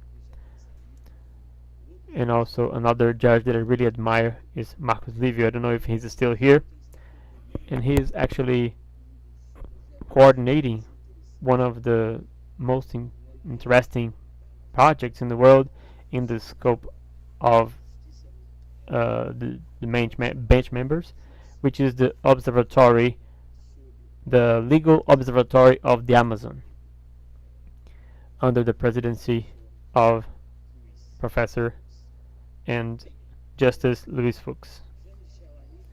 Jean-Michel Ahig is a friend from a long time. We were not only younger, but also we had fewer kilograms. The kilograms that we had were much fewer than we have today. But of course, that his introduction allows me to go straight. Well, I don't mean to summarize anything in the historic panorama of the evolution of the inter-American system, but I can go straight to the topic of the legal protection of the environment. In an introductory panoramic event such as this one, the difficulty that the speakers face is what to say. And if you prefer a fisher's language, what to fish in this vast, complex ocean of norms and decisions and opinions and doctrine related to this specific topic. I decided to have a methodological cut that is pragmatic, because I'm sincerely more interested in what the inter-American system represents in the field of environmental law for the Brazilian law. We don't have a lot of time, and it's not the goal of this event to have a broader approach. The method I'm going to use seemed to me that it was the simplest method and the most useful, which is to select one of the decisions of the Inter-American Court of Human Rights, and in this case it is not exactly a decision in the technical sense, but it is the Positive Opinion 23 of 2017. It is a cornerstone of the court in terms of the environmental law. But we have to remember that there are other decisions that, yes, analyzing concrete cases, it's not an opinion with binding value, bigger or smaller, and I will not even mention these cases. Starting from 2008, I will mention them. We had the case of 2012 of the Pueblo Indígena Quechua in Sarayuco, and the case in 2015, Pueblos Calia and Loconio versus Suriname. So there are different decisions and explicit manifestations of the Inter-American system of human rights, our court, regarding this topic. But certainly in the context that it is interesting for us here, the most extraordinary position is of this consultative opinion, the Consultative Opinion 23 of 2017. And why? Because here we have a court that is navigating and at the same time explaining, almost as a museum guide. In this case, the museum is the environmental law. What are the balances for international law in the perspective of the court? The method I'm going to use is identify in these 30 minutes, which are not 30 minutes anymore, identify some points in this opinion and make the connection with the Brazilian law, and especially with the very vast and rich jurisprudence of the Brazilian courts in the constitutional perspective and the infra-legal perspective. Let's start at the beginning. The analyzed principles analyzed widely the principle of prevention and precaution. Us judges have no difficulties with the prevention principle, but we have great difficulty in understanding the principle of precaution. Even if Professor Jorge Galindo, with his subjectivity, would want to explain to the judge, or Professor Jean-Michel, or Professor Sergio Cavalieri, or Claudia Lima Marques. Contrary to prevention, precaution brings connotations that are not from the judicial tradition, that need to be explained, that are not enough in themselves. That's why in the Brazilian jurisprudence, the more it's used together, the principle in dubio pro natura. There are many precedents, tens of precedents in this following this line. Brazil is not really the pioneer in formulating the principle in dubio pro natura, but is pioneer in the analysis, in the deep analysis, in the repercussions, concrete repercussions that can be withdrawn from the principle in dubio pro natura. And we know, all of us, that even in the mind of the first year law student, the principle in dubio pro réu, pro defendant, calls attention because it sounds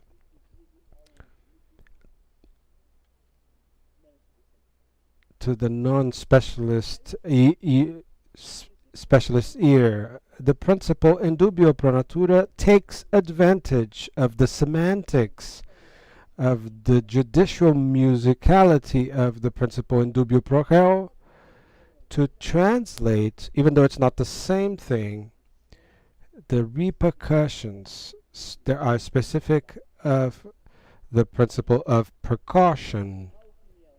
So the opinion 27, or I'm sorry, I get mixed up with the numbers. 23, the consultative opinion, focus on the principle of prevention and precaution. And if we Google in the Brazilian courts, these two principles are mentioned repeatedly. The tone of newness that Brazilian law presents today has expanded with the dialogue, through the dialogue of the superior courts of Uruguay, Argentina, Chile, Costa Rica, Mexico, and other world regions.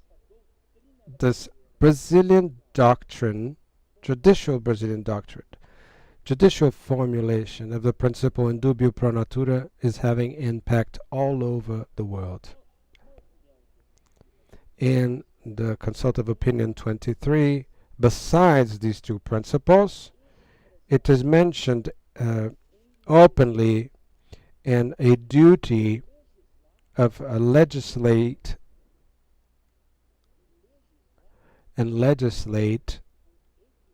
with efficacy and efficiency, effectiveness and efficacy. And after that mentions the duty of the states of, that's my expression, not from the text. The text talks about oversight, but here we can translate as a duty to implement well the environmental law. And these two aspects are profoundly innovative, because as far as I know, there wasn't, at least in the last, in the period before the last 10 years, a translation of the environmental law, of a healthy environment, or as our Constitution says, ecologically balanced, to the sphere and of the internal law of two responsibilities or duties: the duty to legislate and the duty to implement, put into practice. And this is in the Consumer Defense Code expressively.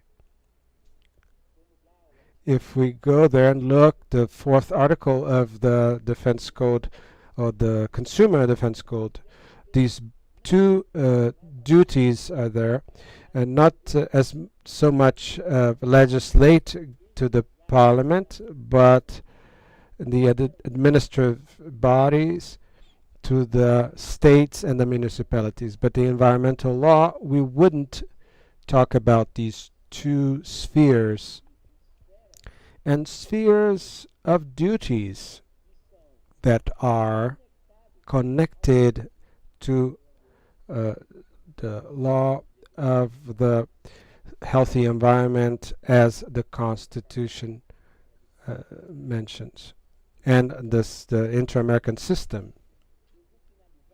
I'm going to get to the end with these 2 points, because in the traditional conception, liberal, of the state of right that we've received, and culturally we're still connected to this outdated vision. We have to, Professor Galindo, see the institution now it's an institution of the state of the right state, is confused with the state of rights.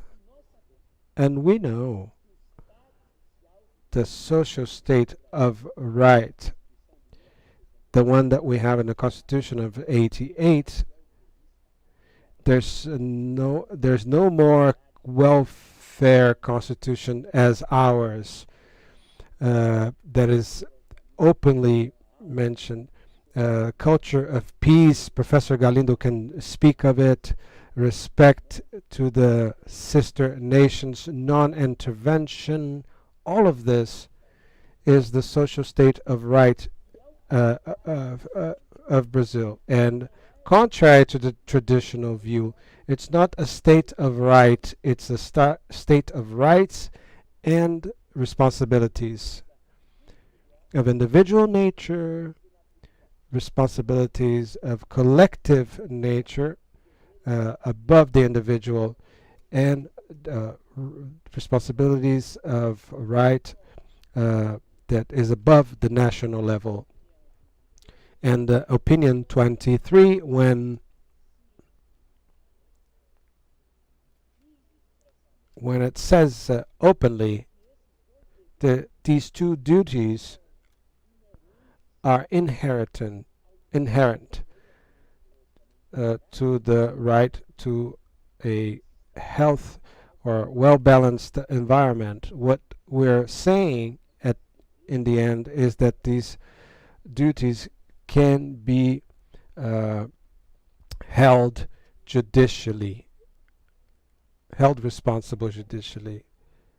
The breaking or the violation of the duty to legislate and legislate well can be questioned legally. The violation of the duty of implementing, and implementing well with good faith, and this expression is here in the opinion, but not expressively in the context that I'm talking about. Implementing with good faith means to not dupe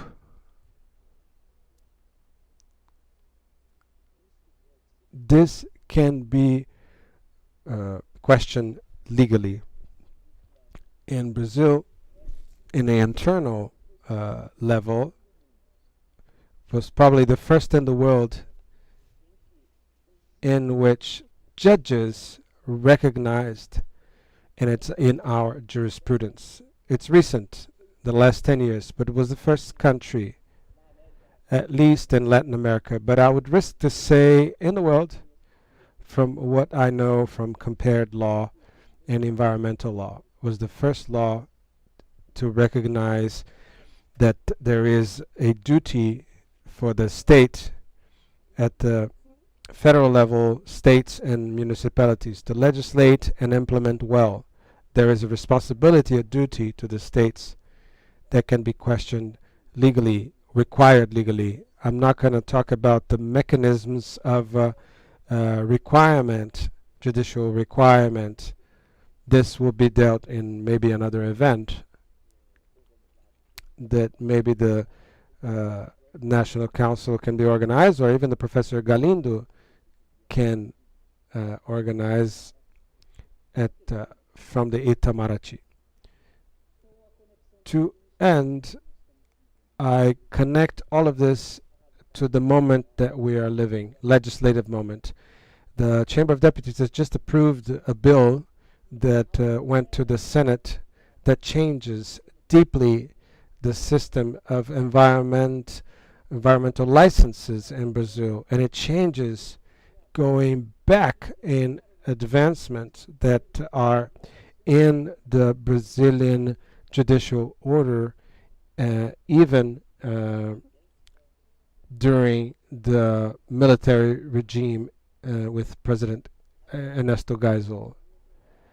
The law of the National Policy of the Environment of 1981. So the issue that remains is that considering this obligation recognized by the Inter-American Court of Human Rights of legislate and legislate well, if we can, at the level of human rights, specifically environmental law, go back to the Stone Age.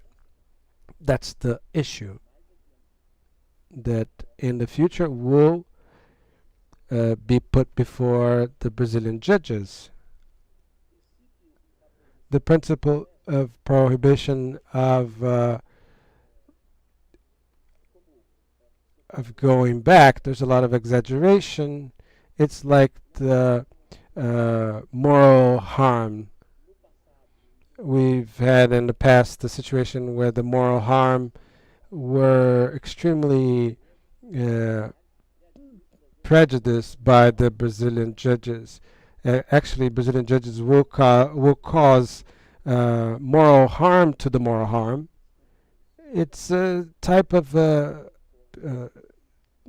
lack of control. This happens in new principles that come up from the national system that go into the international level, or vice versa, and this is redistributed to the national system. So the principle of prohibition of going back, this is going to be called to the situation where we had a working system from since 1981 that takes us to a period before that, in areas that there are dozens of decisions of the Inter-American courts saying a lot more than what I just mentioned here in this summary, in the superficial summary, using only the consultative opinion 23. For example, in the indigenous lands. I'm not going to move forward because it's a topic that it's coming to the surface just now. There's still the time for the Senate to make decisions, which is a house of a revision, of rethinking, and us judges, we are certain that the National Congress will not go back in these environmental victories since the decade of 70. We trust the Chamber of Deputies and the Senate too.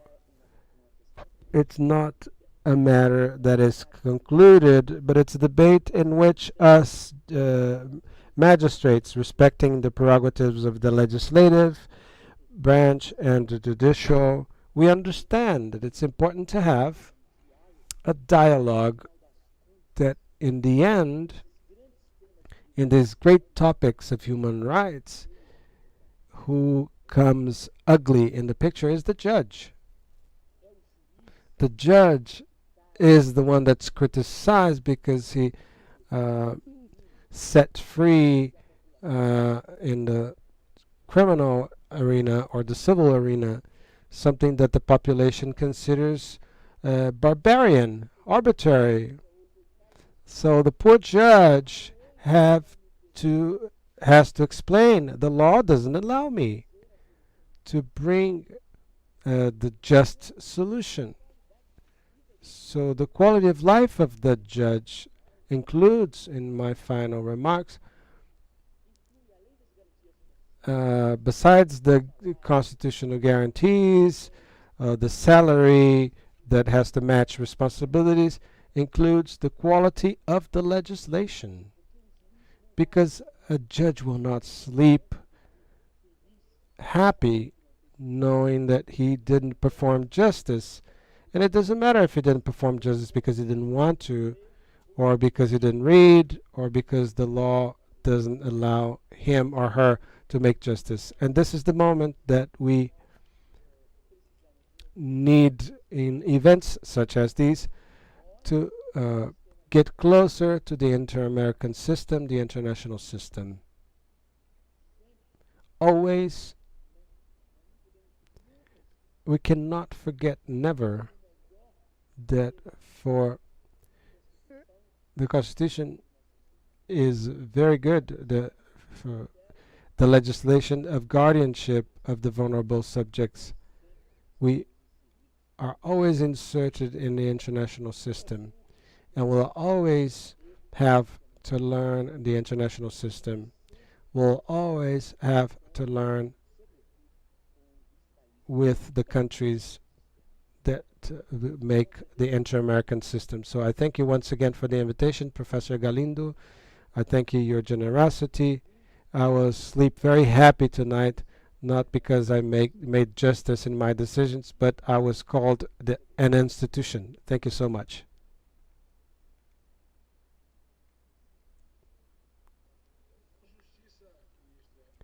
With justice, Minister Herman Benjamin. And I believe that the excellent contributions from Jean-Michel Rig and Minister Herman Benjamin shows very well the need to think law within a social conscience that is not only national. Sometimes there's a commonplace. Things always have transnational effects, but it's a reality.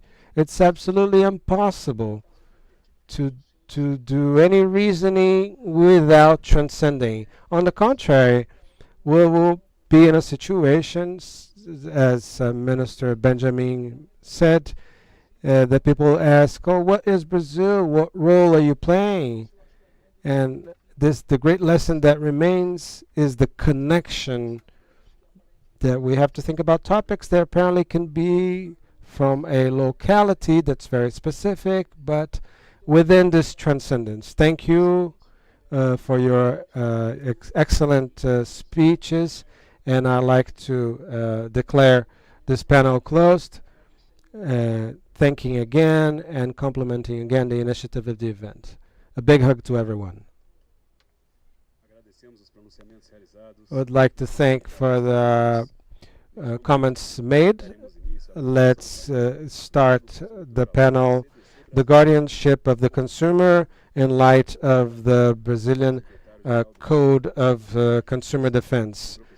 The professor of administrative law and secretary general of the National Council of Justice, Walter Schenkner, and his panelists, the prosecutor general of the Courts of Account of Rio de Janeiro, Superior Judge Sergio Cavalieri, and the professor of the University of Rio Grande do Sul, Claudia Lima Marques. We will watch at this moment a video about the consumer right in Brazil.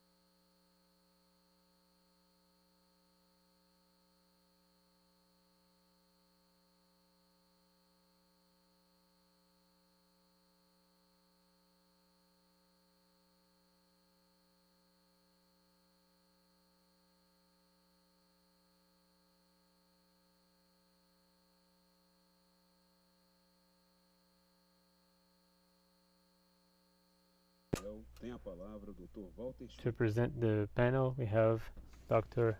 Walter Schwenkner.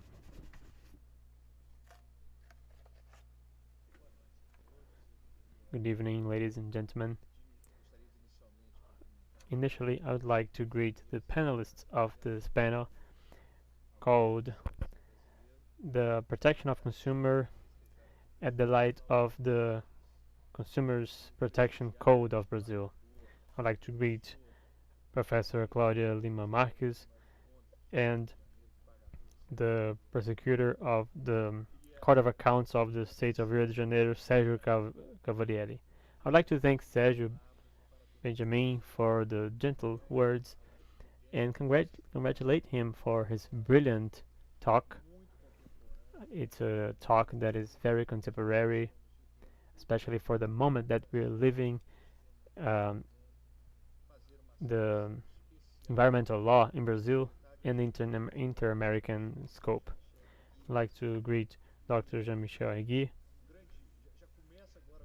and we start as friends. I consider him a distant friend, and I'd like to thank him for the partnership between the Court of Justice and OAS for carrying out this event. I'd like to greet my colleague Fabio Porto and also Rubens Canuto. Also to congratulate Dr. Regui for talking about the constitution of the inter-American system and how it is important to have this exchange between the local law and the inter-American law and the local experiences that can be fruitful for the inter-American system in a reciprocal exchange. This first colloquium between the National Court of Justice and OAS allows the good practices of the members of the inter-American legal system to be shown and known. We wish that Brazil can present these practices, and among them, one that is really a highlight for its positive impact and for its brilliance is the Code of Protection of the Consumer in Brazil. It's not only one law in the group of 14,000 laws in Brazil. This code, as Justice Herman Benjamin, became an institution, became an immaterial good of Brazilian people. And the proof of its relevance in the national context is that every commercial business has the obligation to have the physical book of the Code of Protection of Consumers. This code deals with the legal relationships of contraction of goods and services, even in the public sphere. The user of the public sphere, of the public service, is considered a consumer. So this code inaugurated in Brazil an environment of full protection of the consumer, so that we could guarantee the interests and the defense of the protection of the consumers in Brazil. And from this code protects simultaneously life, security, education in an environment of consumerism.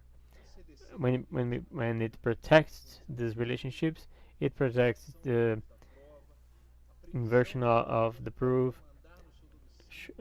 showing that the mandate can have the ordering in their own area, protection to the deceitful practices, the possibility of not considering the legal personality when it's used in an abusive way, and other measures that are in a practice of the abusive relationships of consumerism.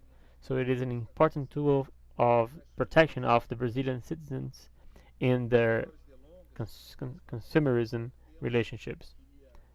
So just to start, I would like to introduce our first panelist, Professor Dr. Claudia Lima Marques. She is a seasoned lawyer for over 30 years, and she's a professor of the Federal University of Rio Grande do Sul, and she coordinated the law course in this university. She studied in Heidelberg in Germany, having a doctorate degree there, and a master's degree in the University of Tübingen in Germany, specialized in the communitary law of Europe. She's the director of the International Association of Consumers Law. She's the chair of the Committee of Consumers Committee. She's the director of the Portuguese and German Association of Lawyers. She was national president of the Brazilian Institute of Political Right of the Consumers between 1998 and 2000, and the Inter-American Association of Private Law. So she is really a reference for us, and it's a great honor to have you here with us. So I'd like to hand the floor to you right now for your speech.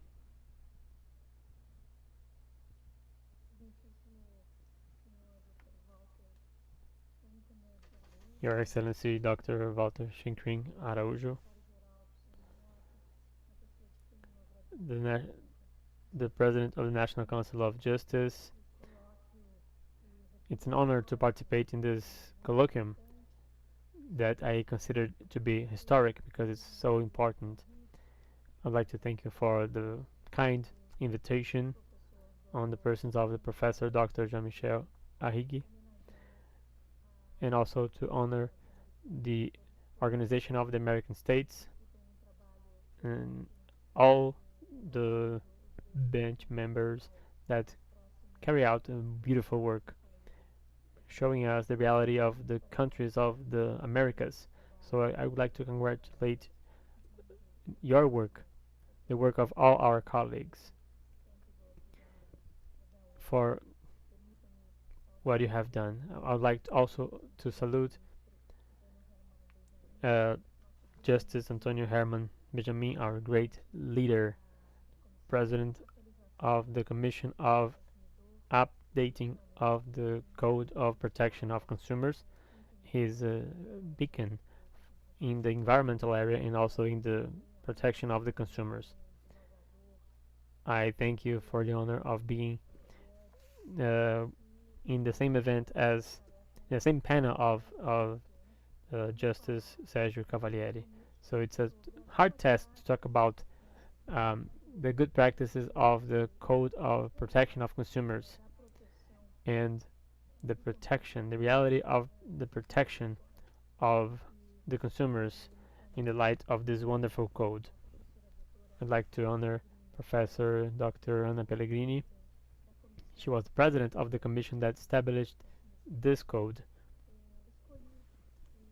I chose to talk about the good practices of the contractual law in one first part, about the good practices in the pre-contract phase, and in the second part of the good practice in the execution and the post-contract moment, including the civil process. Please allow me to introduce this topic, stating that, as Dr. Walter Schwenkner said, the consumer's right is a right of governance of civilization, and it brings the theory of quality of adequation and security. It was brought to Brazil by our dear Justice Herman Benjamin. He was one of the creators of this Code of Protection of Consumers. In that sense, the good practices that I would like to highlight, there are many of them, but in the pre-contract phase, has to do with the choice of the code to shed light to the information and the publicity and the offer, translating some European theories to the Brazilian reality. I start highlighting this vision of the offer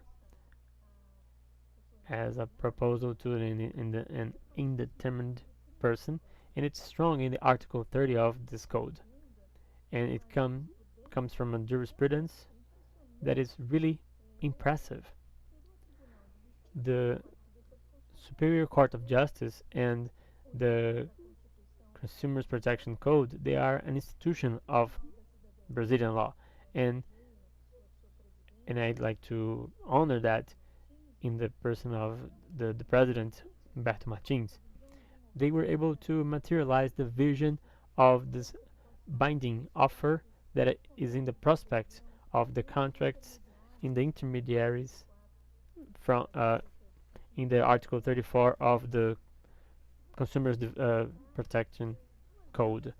So I'd like to highlight two lines that came from this new vision, and it's quite impressive, of the value of the information in the pre-contract moment, which we need to have good faith, loyalty, security, and all the duties of good faith. I highlight the line regarding the vulnerability of some groups of consumers. There's a good practice in Brazil that starts in a beautiful decision of Herman Benjamin. It's the decision from the Court of Minas Gerais. It says, to the social state is important not only the vulnerable, but the hyper vulnerable, the super vulnerable, the ones that, because they are minorities and discriminated or ignored, they suffer the most with the massification of consumerism and the posterization of the differences that characterize and enrich modern society, being a minority for illness or other reason. For example, to inform that the product contains gluten. It's not being less citizen or to deserve second-class rights or only rhetoric protection of the legislator. So I highlight these beautiful decisions that protect in a special way the elderly people, the illiterate people, this Brazilian reality of a difficult formal education for the elderly people, having 30% of illiterate people among the elderly people, not having the interpretation of the beautiful decisions in the Article 2nd of Article 29 and Article 17 in the Consumers Protection Code allowed to Brazil. In this line, to protect in a special way, as the decisions of UN, the super vulnerable consumers, the consumers in disadvantage with special needs, there's a line of good practice that I would like to mention, which is regarding the child publicity. Here we have in the extraordinary decision from São Paulo, from the National Council, Superior Court of Justice, Humberto Martins. There are some family decisions of consumerism. They represent this super vulnerability, this increased vulnerability or layers of vulnerabilities. To be a consumer is to be reached. So to be a consumer and a child, and especially in this difficulty to identify something that is imaginary and is reality, well, this jurisprudential line is really beautiful, and it is quite important in the digital world in which we live. Also, I would like to highlight as good practices the so-called dialogue in this Article 7 of the Consumers Protection Code that open space to other laws. We have the General Law of Data Protection and the General Law of Internet. And here there's a great contribution that renewed and updated the principle of the Inter-American Legal Committee regarding the protection of personal data in the 8th of April this year.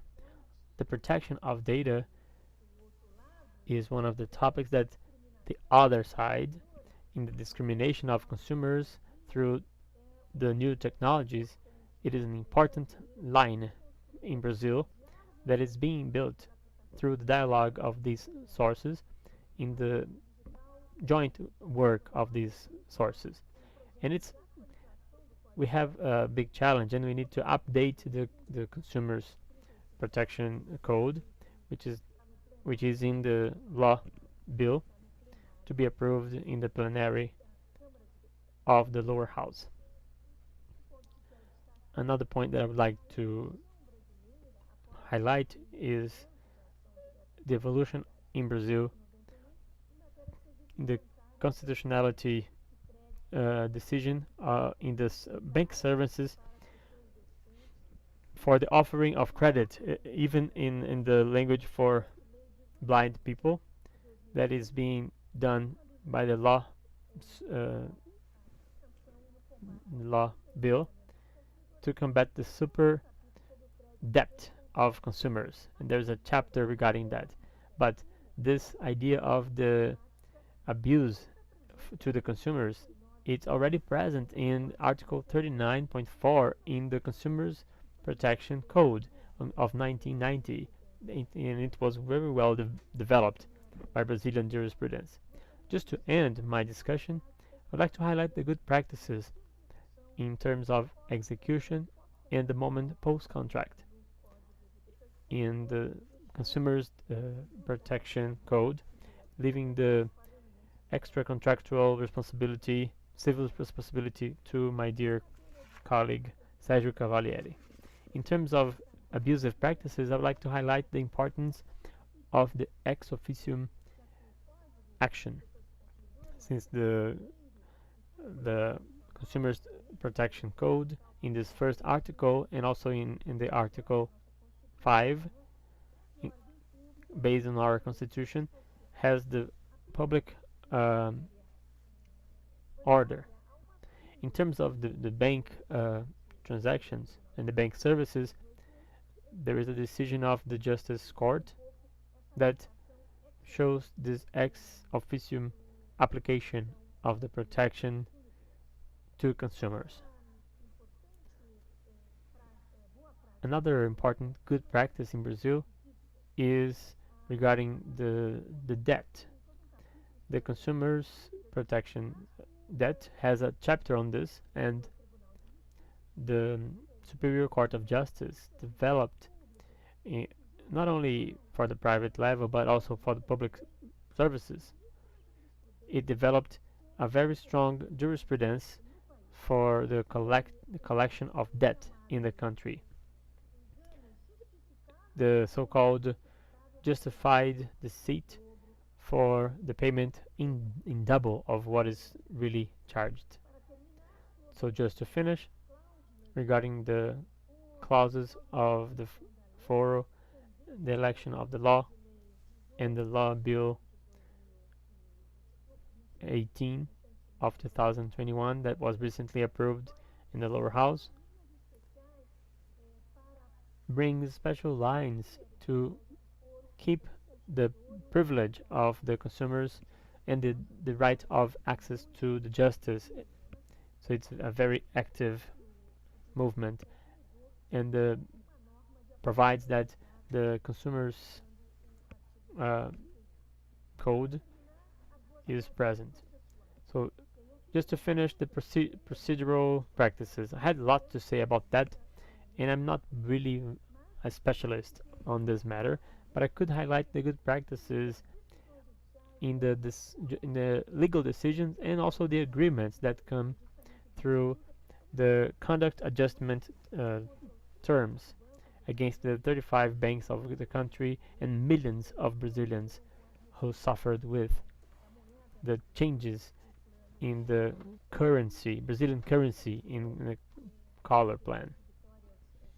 After judicial victories in favor of IDEC and recent decisions expanded this mediation to all the Brazilian consumers.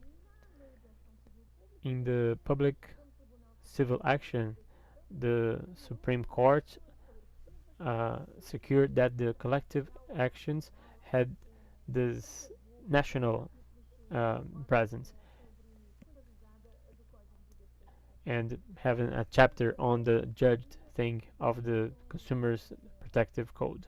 Also, there are lines of actions of access to justice through alternate means, and we highlight the consumidor.gov that since 2014 was able to resolve for over 4 million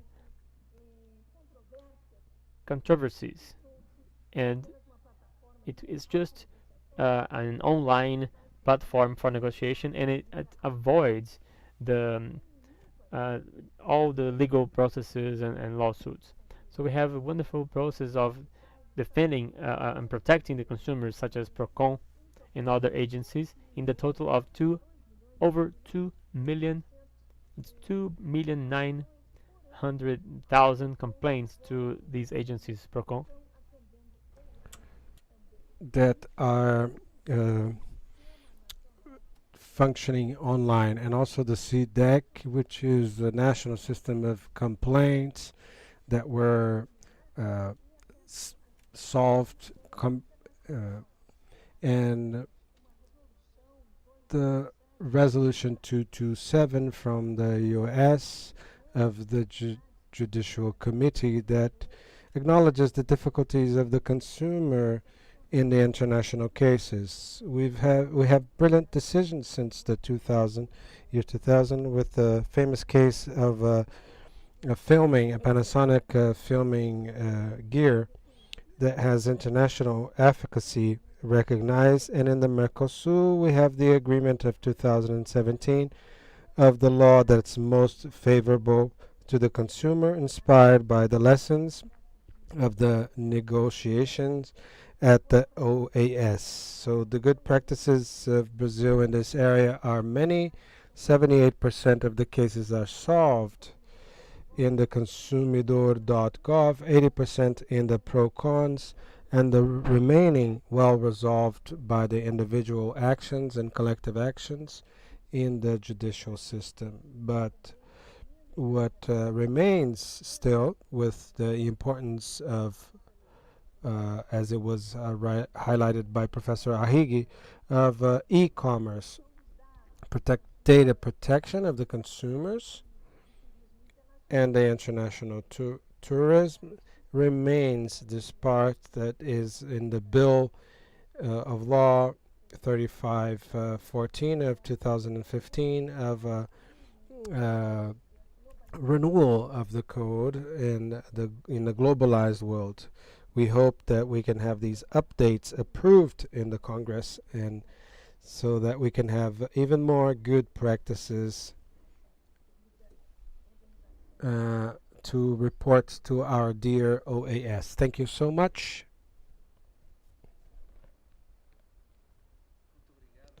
Thank you, Professor Claudia Lima Marques, for your very rich presentation that brought several examples of good practices since the stage of a pre-contract, the good faith in the Brazilian law, debt collection or debt claim. And for example, the consumidor.gov here at the National Council of Justice, we have a pilot program with the local court. And in fact, the consumidor.gov should be put together the PJE, which is the information systems of the Brazilian Judicial, so that that can be interconnected. When there is a claim, this can integrate our system, given the very expressive number of conciliation or mediation conflicts that arrive at the website, at the platform, are solved without the need of the justice system to get involved.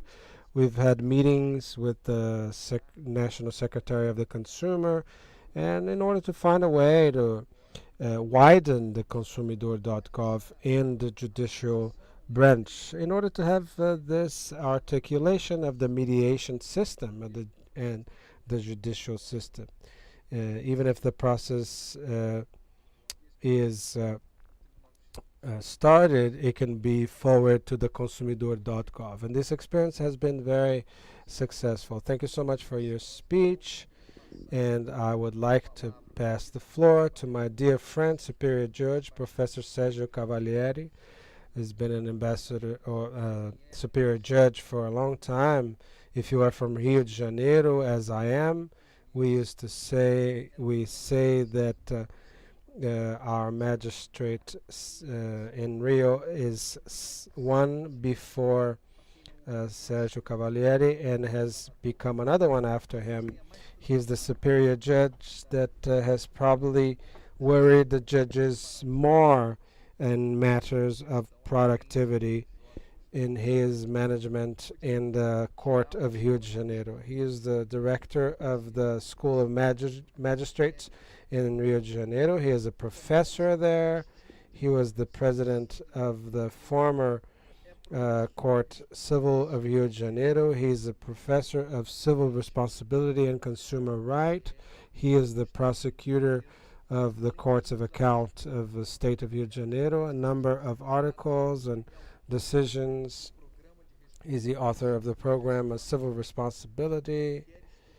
I think that any Brazilian law student or lawyer, if you don't know this work, should know this work. And I think that everyone has this book of Professor Cavalieri. This is part of my formation. The other day, when I met him, I told him personally, and he was kind enough to give me an up-to-date version with very good dedication. Thank you so much, Justice. He's written many works, and as a magistrate of over 40 years, has had hundreds of speeches and presentations about civil responsibility and consumer right. Justice Sergio Cavalieri, thank you so much for your participation, and I will pass you the floor for your intervention.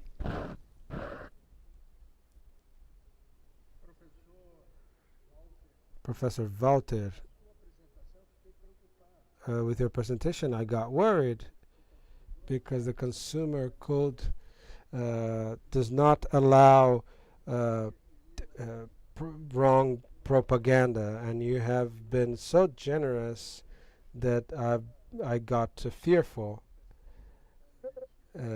Your very kind manifestation. But I thank you, Professor Walter, for the privilege of this invitation of participating in this colloquium about the Consumer Protection Code that will give me an opportunity.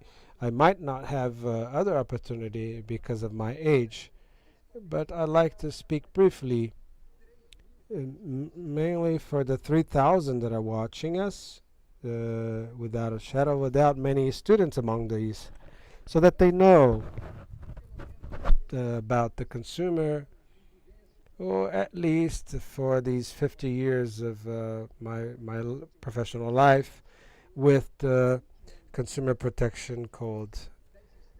I started as a judge 20 years before this Consumer Protection Code. I was a judge before that, and 20 years before, and then 20 years after I became a judge. So I'm from the time that we saw on the video of those protests, and this makes me maybe able to say to these young students about consumer before and after the Consumer Protection Code. In summary, the consumer before the code didn't have didn't have rights. He was a number. The insurance company would say, I have millions of clients. The transport company said, I have millions of passengers. Banks, I have millions of clients. And it was a number. We wouldn't talk about the person, the citizen that was there at the tip of the relationship. Even the consumption was inserted against his own will. I think we shouldn't forget to mention this message of President Kennedy sent to the American Congress in March 15 of 62 reflects well what the consumer was before our Consumer Protection Code. Even though it was in the United States, but it reflected our reality here. Consumers, by definition, are all of us. The consumers are the biggest economic group in economy, causing effect and being affected by all of the decisions, public and private, but the only important group in the economy not organized effectively, whose positioning are almost never heard. Consumer had no way, consumer had no rights. My friends, the situation started to change with the Constitution of '88, because in the Constitution, in the 5th article, in the 32nd paragraph, the obligation of the state to promote the protection of the consumer. The state will promote the protection of the consumer. This means that from then on, consumer defense became a duty of the state. It wasn't a recommendation. The state has to promote. From then on, the consumer had subjective right in the Constitution of a citizen.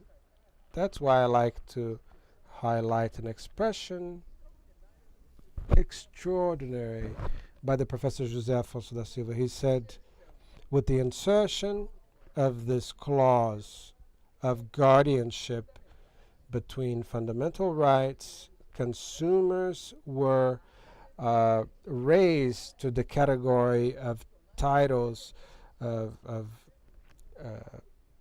owners of fundamental rights. Consumer that didn't have way, that was just a number, didn't have right. From then on, of the Constitution, became a proprietary of fundamental rights, and his protection became an obligation of the state. The state will promote, in the terms of the law, the protection of the consumer. What law? The law wasn't existent. So here is the constitutional origin of the Consumer Protection Code. And there was even a deadline in the Constitution for this law to come into existence. So this was the instrument to start the protection of the consumer. And I'd like to also mention and remind everyone of a sentence of Minister Cesar Peluso when he was still president of the Supreme Court in one of his votes. All of them were brilliant, but even more brilliant because he used this image that I think is very fit. The Consumer Code is the legal instrument of realization of the constitutional value of protection and defense of the consumers, such as health, safety, vulnerability, and many more. This is a very happy image. The Consumer Protection Code is the tool, the instrument, the legal instrument. We all know that even if you are the greatest artist in the world, like Michelangelo, but if you don't have the right tool, if you don't have the paintbrush or the maybe even Ivo Pitangui, without the tools, he won't make a perfect surgery. And so it is with the issue of consumer protection. If there wasn't a law, there was a legal instrument to materialize all of the principles that in the order to make the defense of the consumer, this norm wouldn't become more than a piece of paper. That's why I say that the Consumers Protection Code is not any ordinary law. It has a constitutional vocation. It derived from a constitutional determination, and also because of that, we should not think of the drawback that Professor Benjamin mentioned. Another important point that I would like to highlight for those who are listening to us, for this reason, for the reason that it is a law that became an instrument for the materialization of the principles of protection of consumers, on my understanding, and I have no doubt about it. I followed the whole process before and after. The Consumers Protective Code was the most innovative law of last century. It innovated not only regarding the consumer, but also it innovated in relation to the whole legal system. The innovations that the Consumers Protective Code are not limited only to the consumer. From the moment that we have the interpretation of the contracts and our dear master, Professor Claudio Max, from this moment, all the obligatory contract right started to be interpreted in the light of the intelligence of the Consumers Protection Code. It's really innovative. And why was it so innovative? Because the code of the protection of consumers brought to our law principles. It brought back to our law the principles. It was something that was materialized. It was something that came from Napoleon's times. It reintroduced the principles of our legal system, among which the principle of good faith, the objective good faith, transparency, information.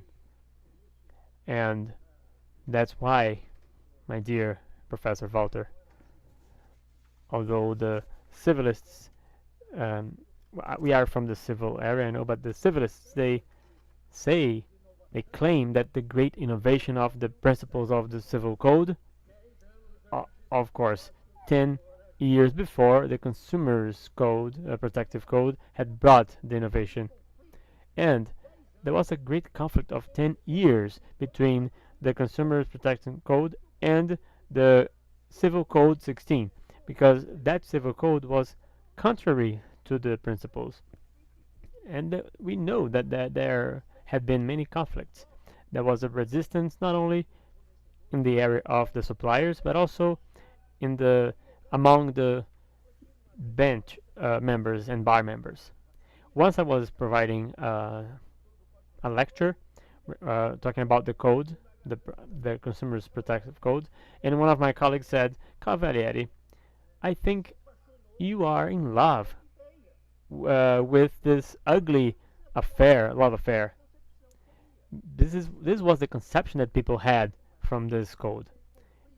So there were conflicts that, fortunately, it improved. It improved the relationship of the consumers from the civil code of 2002, and then we could see a closer relationship between these two documents, because the principle of objective good faith was hidden. It was hidden in the code for no one to see it. So that was how the old version of the civil code was. So this law, this Consumers Protective Code was very important. I don't want to be very long, so I will just add one more detail. In this line of transformation that the Consumers Protection Code made, it produced positive effects, and two positive effects that really deserve to be mentioned. And first, Renato Travis, the Italian uh,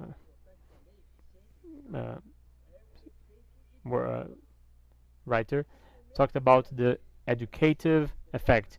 When an effective law is made into force, we see a change in the mentality, in the mindset of people. So it first changed with among the professionals of law, the bench members, and then with the suppliers. The consumers started to know that they had their rights, and from this, the courts were invaded. I had the privilege to be the president of the court, Supreme Court, and there were like thousands of lawsuits every month. Why? Because the consumers were aware of their rights, and the education was also in terms of regarding the suppliers. They started to provide a better service, better um, quality in their service, and they had a good conciliation. And the number of conciliations between suppliers and business people was really high. So we are collecting the fruits of a long journey of over 50 years, but it hasn't finished yet. This journey and this progress of the right of the consumer will persist throughout the 21st century, and will be present especially in the action of the law professionals, the bench members, the bar members, and judges that will continue in this mission of applying correctly this extraordinary code. And it's a logical law, so it will never get old. The principles are timeless. The norms they change, but the principles don't change. They don't get old. And I'd like to have to provide honor, a very fair honor. First, one to Justice Herman Benjamin, and I would say that Herman Benjamin, first of all, deserves to be uh, to be honored because he was one of the authors of this law, and he was one of the best teachers of this law. The first teachings regarding consumers' rights were from him. So he has been a symbol of the defense of the environmental law, but also the consumers' uh, rights. And also our dear Professor Claudia Lima Marques, to have her among us, this privilege to have her here with us. And to her we owe the first lessons, the first doctrines, the best doctrine regarding the Consumers Protection Code. Not only looking at the Brazilian reality, but also looking at the international law. As you said, as you saw in her background, she knows the law of almost all countries in Europe. And also, as a bench member, I would like to pay tribute to the Superior Court of Justice. The Superior Court of Justice is, in fact, we owe this court the implementation of the Consumers Protection Code, because there was a resistance and they kept this decision, this determination of applying this code.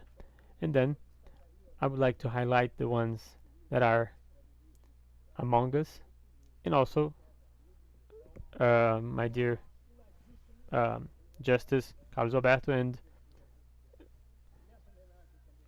and also in this tribute I would include a great friend that was a preacher of the consumer code, Silvio Katayama, who left us, who passed away a few months ago. So just like to send you a big hug, and you, my friend, you are responsible for giving me this privilege to provide this testimonial while I'm still here, breathing. I thank you, Professor Sergio Cavalieri. As usual, your talk is so brilliant, made us remember how Brazil was before the Consumer Protection Code.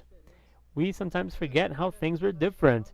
Even in an international trip, depending on the country we go to, when we look at a different condition as a consumer, we realize how this code was able to transform numbers, figures, into people, human beings, that can demand from the state some kind of protection. In all these tributes and honors that you made, Professor Claudio Lima Marques, Justice Herman, Carlos Alberto Menezes Direito, who left us, who passed away, the Justice Capanema. I had the opportunity to meet him personally, and he was a wonderful person, one of the greatest speakers we've had in Brazil. And you said well, the Superior Court of Justice has had a fundamental role on the building of the foundations related to the code, Consumers Code. Once I typed in the Supreme Court website the code, Consumers Code, I just wrote the acronym CDC, and I found around 300,000 monocratic decisions and over 10,000 agreements. So it shows how the Brazilian judiciary branch breeds the heirs of the Consumers Defense Protection Code. And I agree with you when you say that this law was the most innovative law of the past century. I'm not a civilist. I'm from the public law area, and in the public law, we think of this consideration of the legal personality. It starts with the consumers code, with the diploma of the private law, private right. We needed to improvise with this code, the consumers code, and other aspects, of course, other novelties, the amplification of the responsibilities. So I think it's very good to remember the importance of the Consumer Protective Code as an instrument, as a legal diploma for the transformation of our reality and the transformation of the citizen, the Brazilian citizen, as a consumer. So we cannot imagine Brazil without this tool in our law. So thank you so much again, Sergio Cavalieri. I am sure we will be together in many other opportunities. So I'd like to say goodbye to you, to ending this panel. We are kind of late, and we have to finish this panel, and the next panel has to start. It's about Justice 4.0. Here, 4.0 in the Superior Court Justice, we are in a technological revolution moment. We have different platforms that the platform of the judiciary branch, updating the Justice Centers 4.0. So I'm sure that the next panel will be very enriching for whoever works in the law and depends on the judiciary system and the legal system to acknowledge their rights. Thank you so much to everyone. Good night.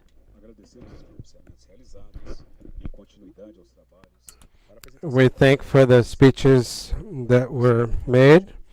And the next panel, Justice 4.0, the technological revolution in the Brazilian judicial system. The moderator, the counselor of the National Council of Justice, and president of the Commission of Technology of IT, Rubens Canuto and Dr. Alexandre Libonati and Dr. Fabio Porto. We will watch from now on a short video about the program Justice 4.0.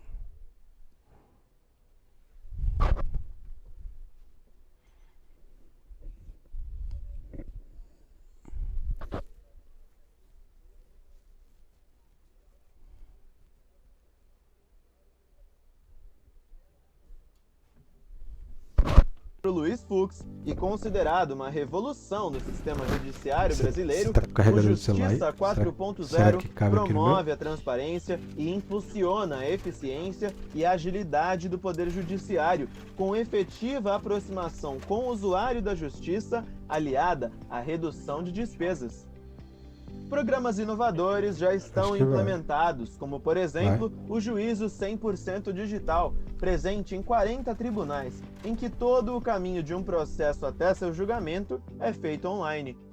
E o Balcão Virtual, que é uma plataforma de serviço via internet, onde o cidadão é atendido por um servidor que trabalha nos cartórios, varas e tribunais por meio de videoconferência. E este serviço já existe em 56 tribunais de todos os ramos da justiça.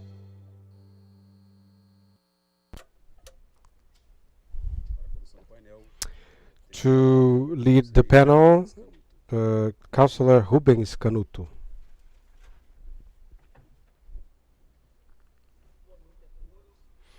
Good evening to everyone. I'd like to congratulate our Secretary General, Walter Schwenke, for the event with the OAS in order to bring to the knowledge of the countries, of the OAS countries, the measures that we've had in order to meet the social environment, needs of our reality.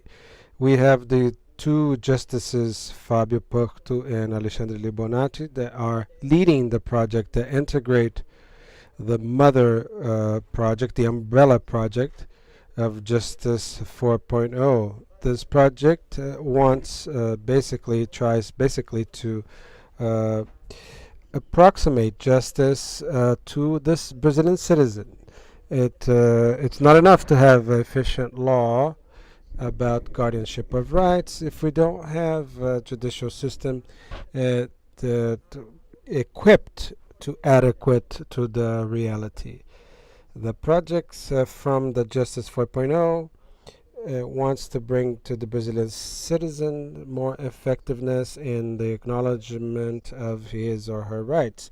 So to present the projects, let's listen to the conference of Dr. Fabio Porto, who is a postgraduate of university.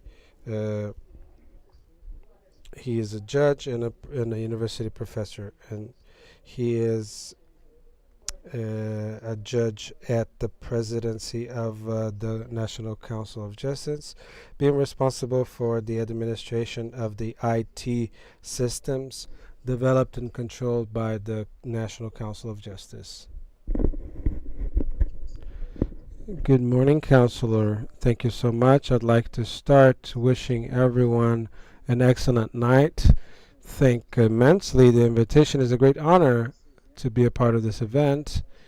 And here I mentioned the person, our General Secretary, Walter Schwenker, congratulating him. I'm very honored, not just because I saw many professors of my life, Professor Herman Benjamin, Cláudia Lima Max, Sergio Cavalieri, Ministro Fux, but above all, to see the need to discuss some topics that are relevant, not just on a national level, but international level. My challenge here, it's almost impossible to meet. I can't speak after my masters and my professors. I wouldn't have much to add. For this reason, I'm just going to follow the counsel of Professor Silvio Capalino,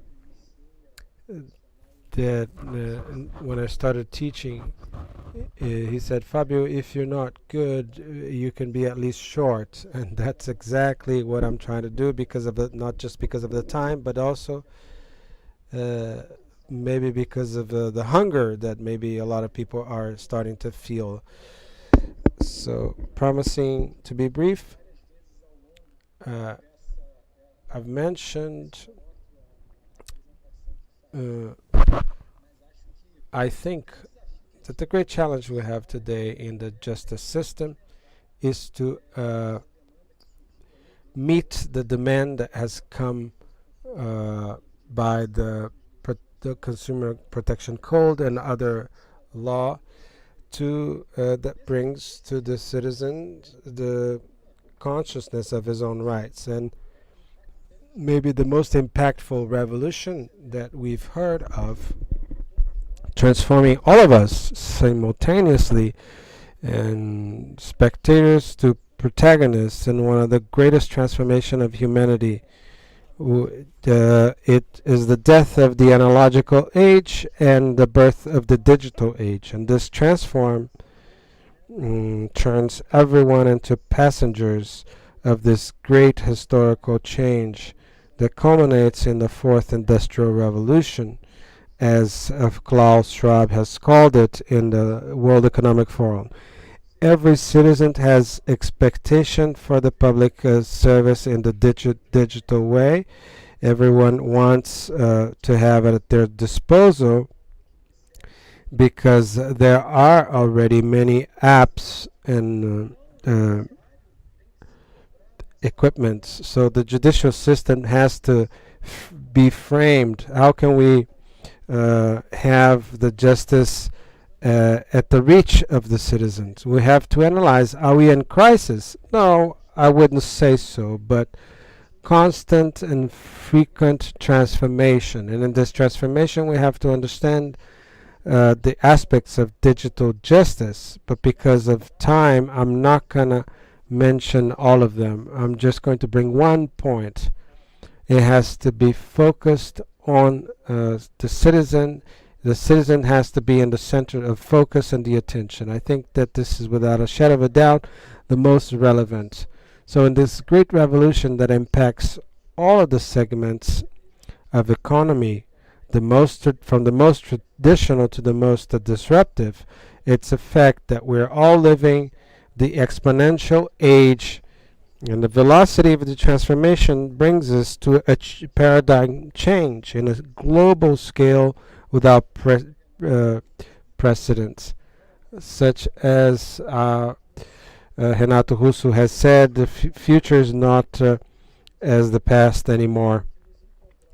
We are part of this public service that is essential in the universe of over 78 million processes, and the speed becomes very important. The biggest critic that we receive in the judicial is the slowness, and as Rui Barbosa says, injustice or delayed justice is not justice.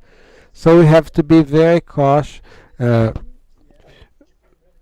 It's important to pay attention to that. So how do we move forward with that? By implementing the electronic judicial process. In 2009, only 10% of all of the processes that we had in the judicial system were physical. It was over 23 million processes that were set in the system, and this was become digitized in 2021. The digital government talks about efficiency through the deconstruction of the bureaucracy in order to have closer government. And it brings to the judicial system this new dynamics with a new concept of justice. It's a wider than how the state will make this essential public service available. I don't have any. I never heard of a citizen that doesn't want justice. Not just a cultural good that may or may not happen, but a feeling. The I recall of a sentence of the minister Carmen Lucia is justice is something that humanity wants. So we need to have this view that there's a belief in justice and the need that because people believe that it's possible to live with justice, but it's impossible to live without justice. So this transformation with this velocity impacts necessarily how we're going to act in this new social dynamics, this new universe. And from this way, society is operating. And then, like the song says, nothing is will be like it was. I think the pandemic has been showing us this big change. How do we go through all of this? So this is a short overview. Let's looking at a timeline of the evolution of the judicial system for this digital transformation. The first one was the PJE, the electronic judicial process. This is just an image. It's just a tool to get to an end the final legal decision in order to solve a conflict. The potentiality, it has reduced time to get to the decision, but that's not enough in itself. We needed more, and it came with systems, specialist systems. Giving the example, we identified the need to introduce this new dimension with the end of optimizing the processes, adding functionalities that we didn't have before, capable of making the process faster and safer. But this wasn't enough in itself, so we moved to the next stage, the third stage, which was the automation. What we before needed human intervention with management, a computer starts doing what human beings would do, the softwareization of the process. This is an example. We're giving the possibility to do an online something that the citizen would take 10 minutes and the system does it with milliseconds. And then we take another step, the fourth one. I'm not going to go into further detail because Dr. Libonacci will do so, which is the creation of the digital platform of the judicial branch.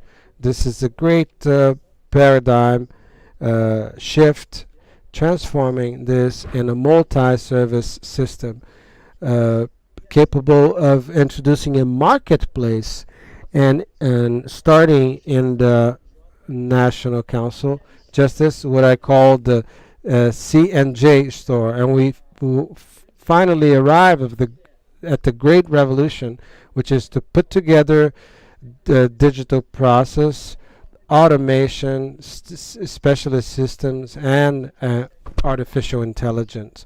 So only then we can do the great turning. We can have a great turning point for the 4.0 reality. We're not talking about replacing the judges. Far from that. Just to help and enhance the productive capacity of the judge. So we have over 40 initiatives of artificial intelligence and Synapse, which is from the National Council of Justice. How does the National Council of Justice enters in this great program, Justice 4.0, that through a microsystem of justice, digital justice, with basis on the series of norms, puts together what we believe to be a great revolution, technological revolution of our systems. So Dr. Libonacci will mention the resolution 384 that brings about the Digital Judicial Act, and also the hearings through conferencing.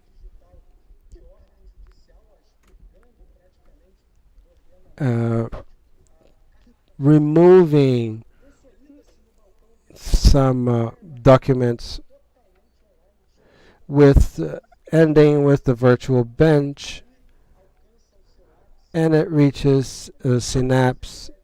I'm trying to be brief here. This resolution brings the Centers of Justice 4.0. I'm going to mention here Steven Pinker says the digital revolution is substituting atoms for bits, is dematerializing the world before our very eyes. If I could say so, we are dematerializing the buildings of justice, creating a virtual forum. This microsystems of digital system creates a new model of work, bringing the real digital transformation. This boat will take us to a new justice, the Justice 4.0.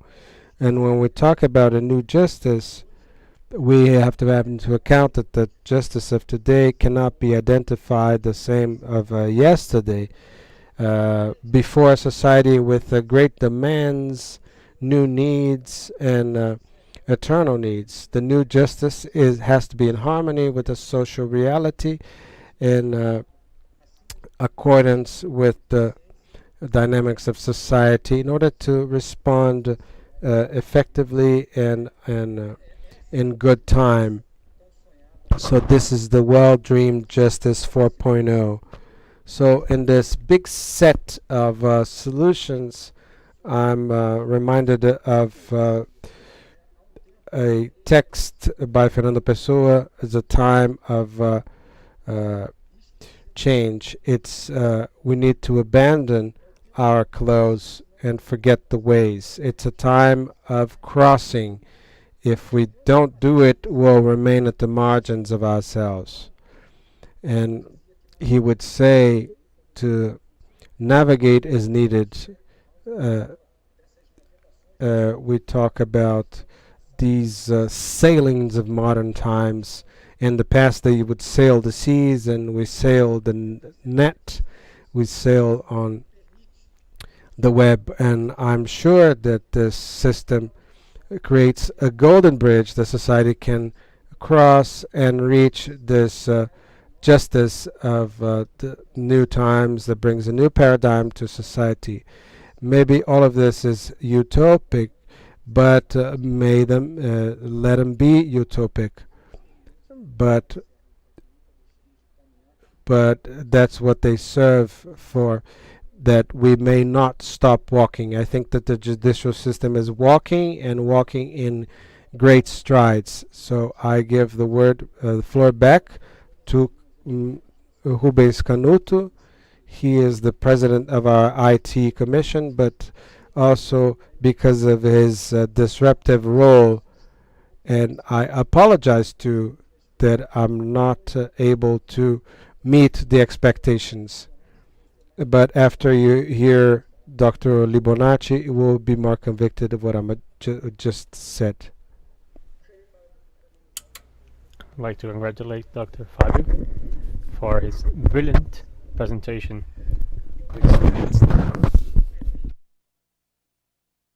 His competency is only overcome by his modesty.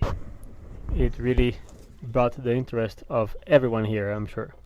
It demonstrates, Fabio, that your presentation is the 4.0 presentation, because it's technological and you are the right person to present this project. And we could see that in your presentation, this innovation in your presentation. So I'm sure that we will see this innovation in our legal systems as well. Now we're going to listen to Alexandre Bonac. He works in the judiciary section in Rio de Janeiro. He's a federal judge, also worked in the National Council of Justice. He graduated from the University of Rio de Janeiro with a master's degree in the International School of Law, and also he's a member of the National Council of Archive. Dr. Alexandre Libonati is responsible for the digital platform of the judiciary branch and the system in development of the Superior Court of Justice, trying to unify all the courts in only one platform to have a better use of human resources and financial resources of all the courts. The future is in the hands of our dear Dr. Alexandre Libonati that we're going to listen from now on.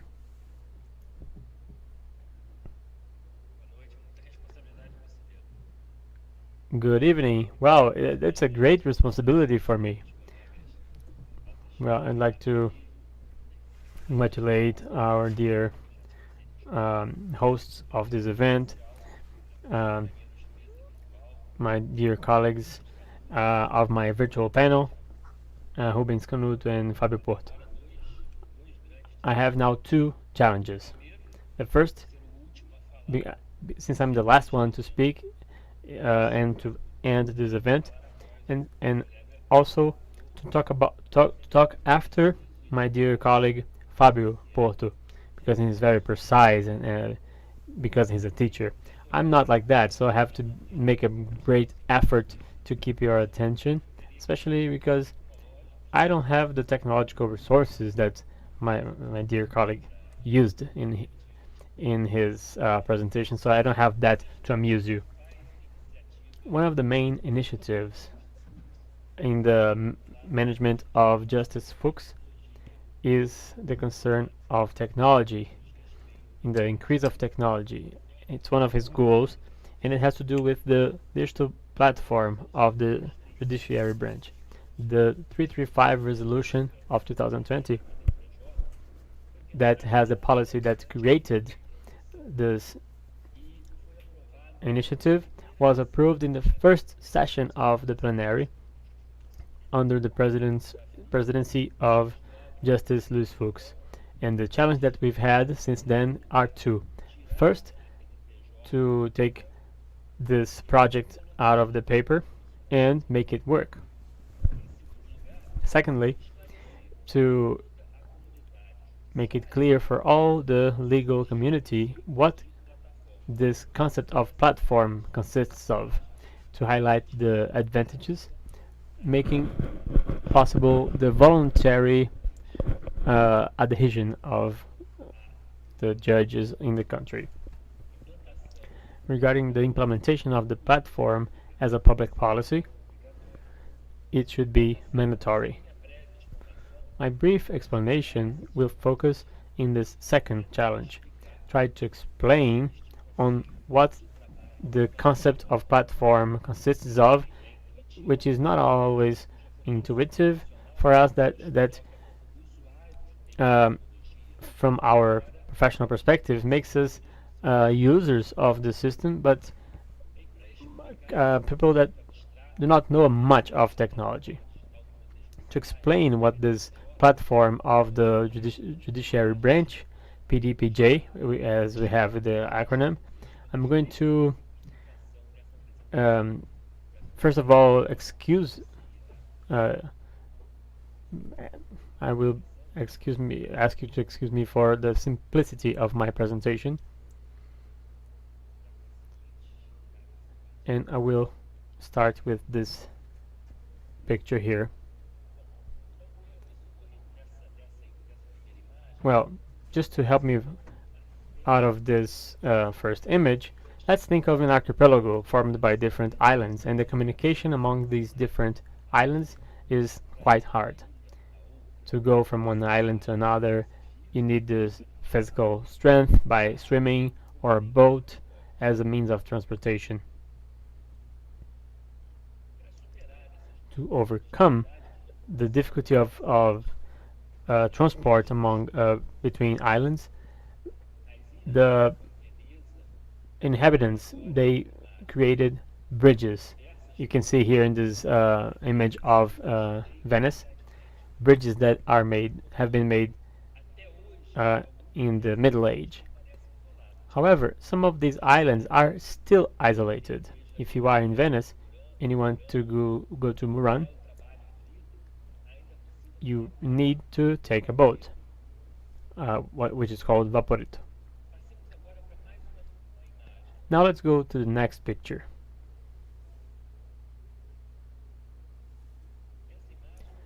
This picture shows a large freeway that connects the different islands.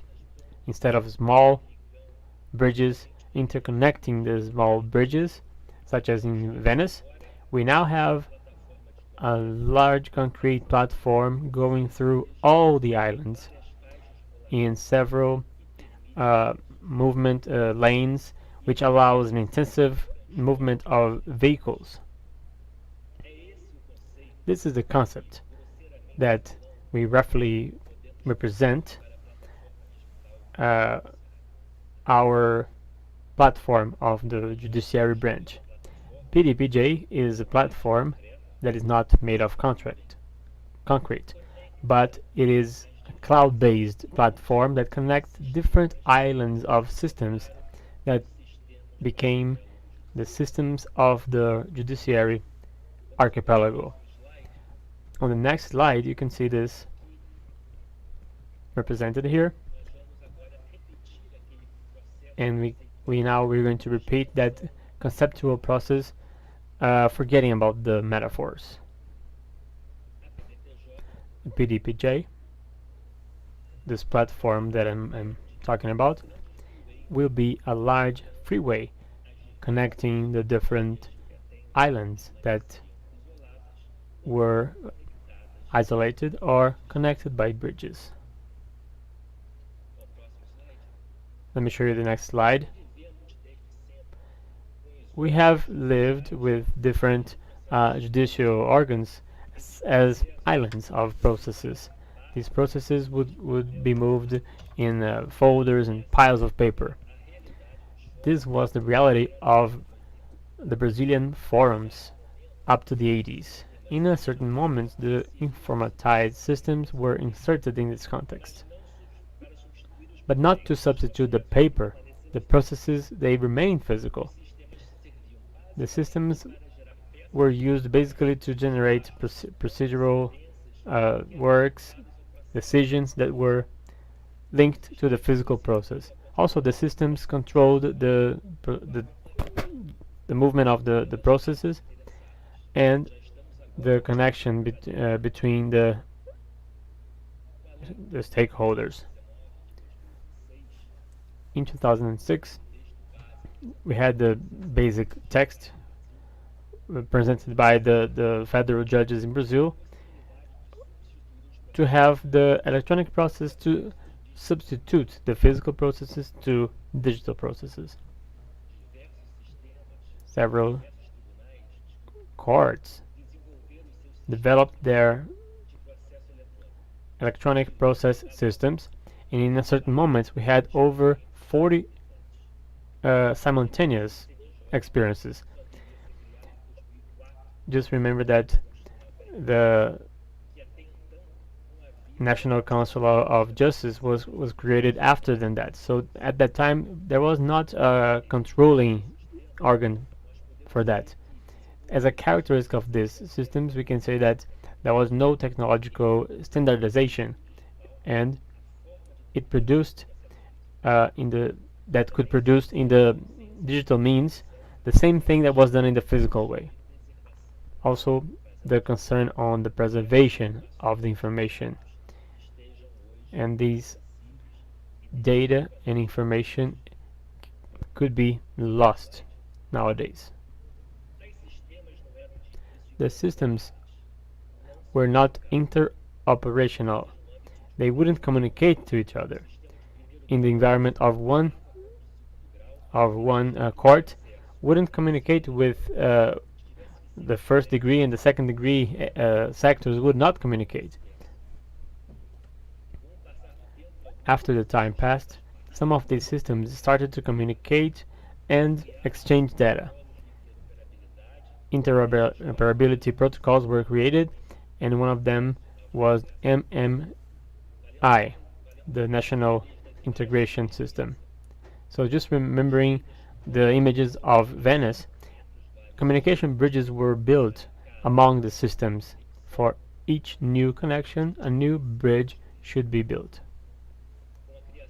With the creation of the National Council of Justice as a central organization, we started the standardization initiatives.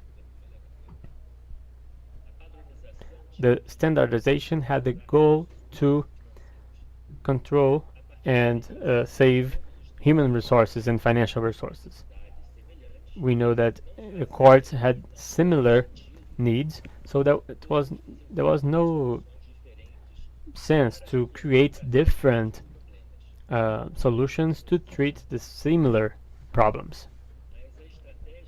The strategy of the imposition of standardized systems was not very successful. The installation of these systems were local, and the National Council of Justice never had the conditions, the human conditions and material conditions to offer necessary sustainability for the functioning of the system. The courts that had the source codes of the systems did not pass on these functionalities to the users of the systems. Other courts did not want to implement updated versions. They kept the old versions of the system. And other courts kept using their own solutions that they had developed out of the context of the network of the National Council of Justice. Also, we have to remember there were some mistakes in the governance, but we know that this platform that came as a solution for the judiciary system was separated in different systems, which contributed to the difficulty of communication. The islands of the judiciary system are still isolated, and they need connection bridges to communicate.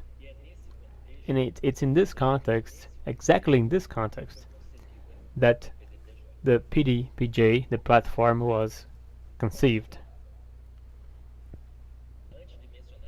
Before mentioning PDPJ, it's important to highlight that the platform is not the same as PJE.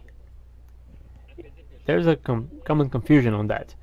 PDPJ is not a new PGE, and it was not created to substitute PGE.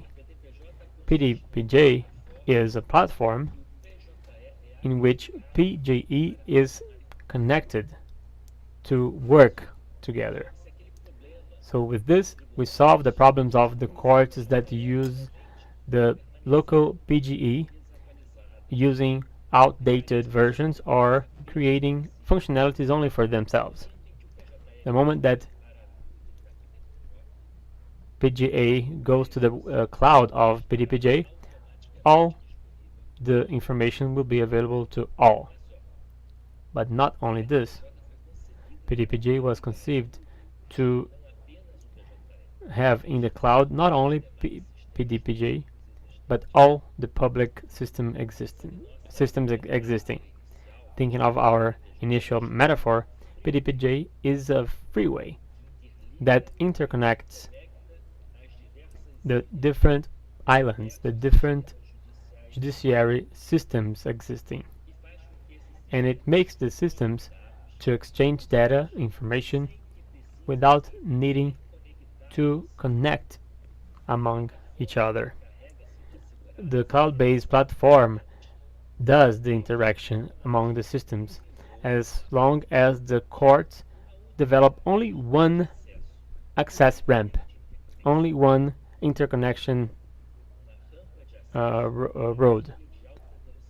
It's an access ramp to the high velocity highway, such as the Florida Freeway. So it's not necessary to build many bridges of connection among the different systems. We only need one access ramp to the large interconnection highway, which is PDPJ. This one, ladies and gentlemen, is the difference between the current model and the past model, in which for each new system there was the need of the construction of hundreds, dozens of different connections and bridges. Now we can remove the presentation. Well, the PDPJ was thought with very well-defined objectives. The first one of them is to standardize, not just substituting existing solutions, but allowing the interconnection, respecting the peculiarities. As I mentioned, the public systems, including the last version of the PJE, become the standardization will be a natural evolution, technological evolution.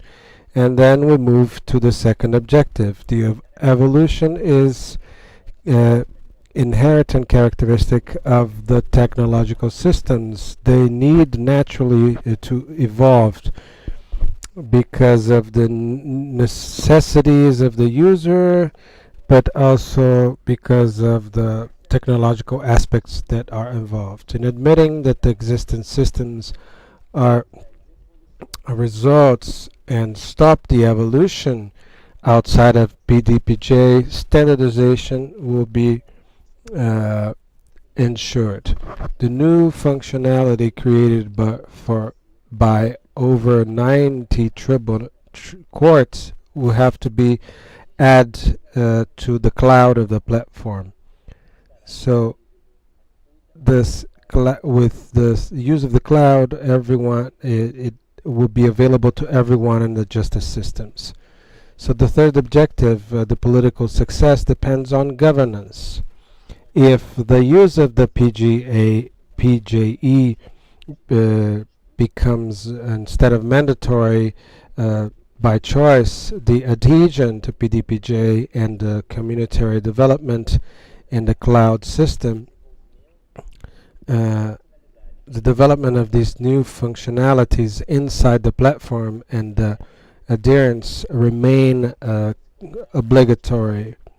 We cannot allow development outside of the PDPJ because that would harm the standardization of long-term. And the fourth objective reaffirms the previous policy from the resolution 285, contrary to the private systems. Allows the court to use outside solutions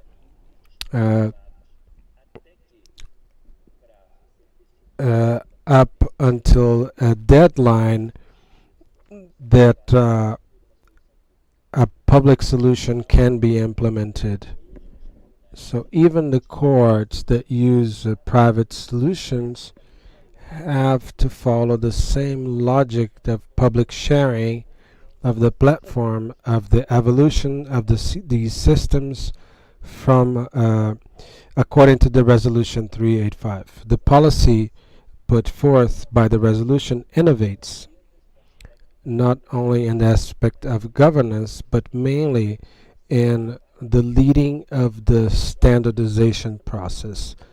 The CNJ is not the only provider of solutions, but becoming the provider of the PDPJ, a cloud environment capable of guaranteeing interoperability and bringing the rationalization of material resources and financial resources. to come to an end. I mentioned that the structure in models will be ready in June this year.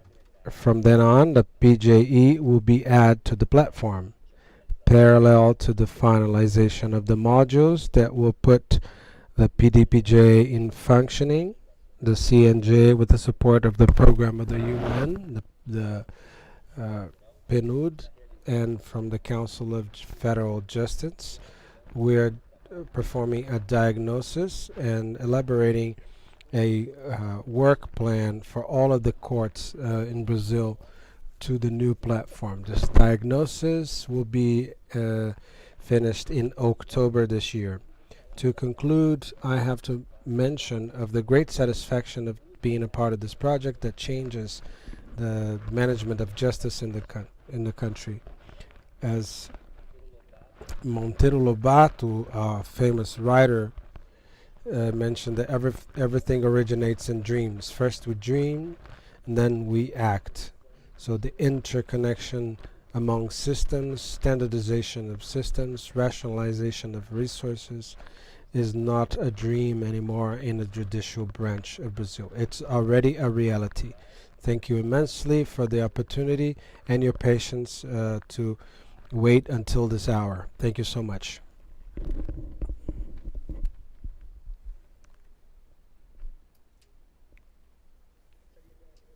I'd like to thank again Dr. Alexandre Libonati for his very good presentation. His slides showed functionality and the objectives of PDPJ. It's an evolution, Dr. Alexandre, very important one, because we in the CNJ have seen many conflicts and disputes between the courts about what systems should prevail, the system that should be used. PDPJ evolves to another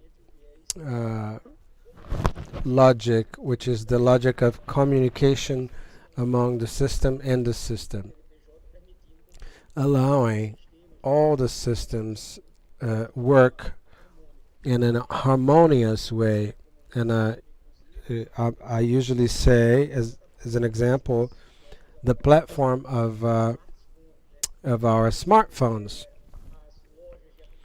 The app stores don't develop the majority of the apps. The apps are developed by many developers and are made available in the stores, and we download them and they communicate among themselves. WhatsApp goes into the photo library in order to share, but if you don't like WhatsApp, you use Messenger or Signal that does the same thing in the systems.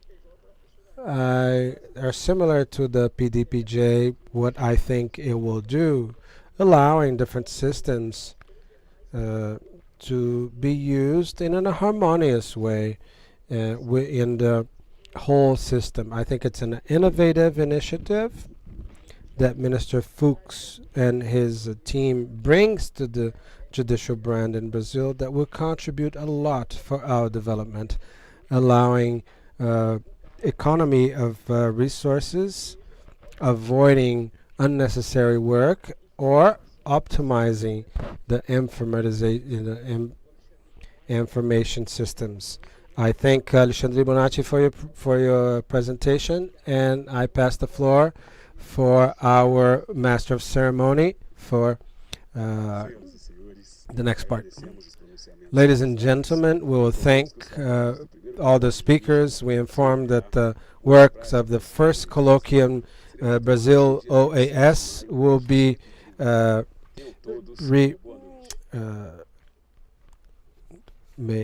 good night for everyone.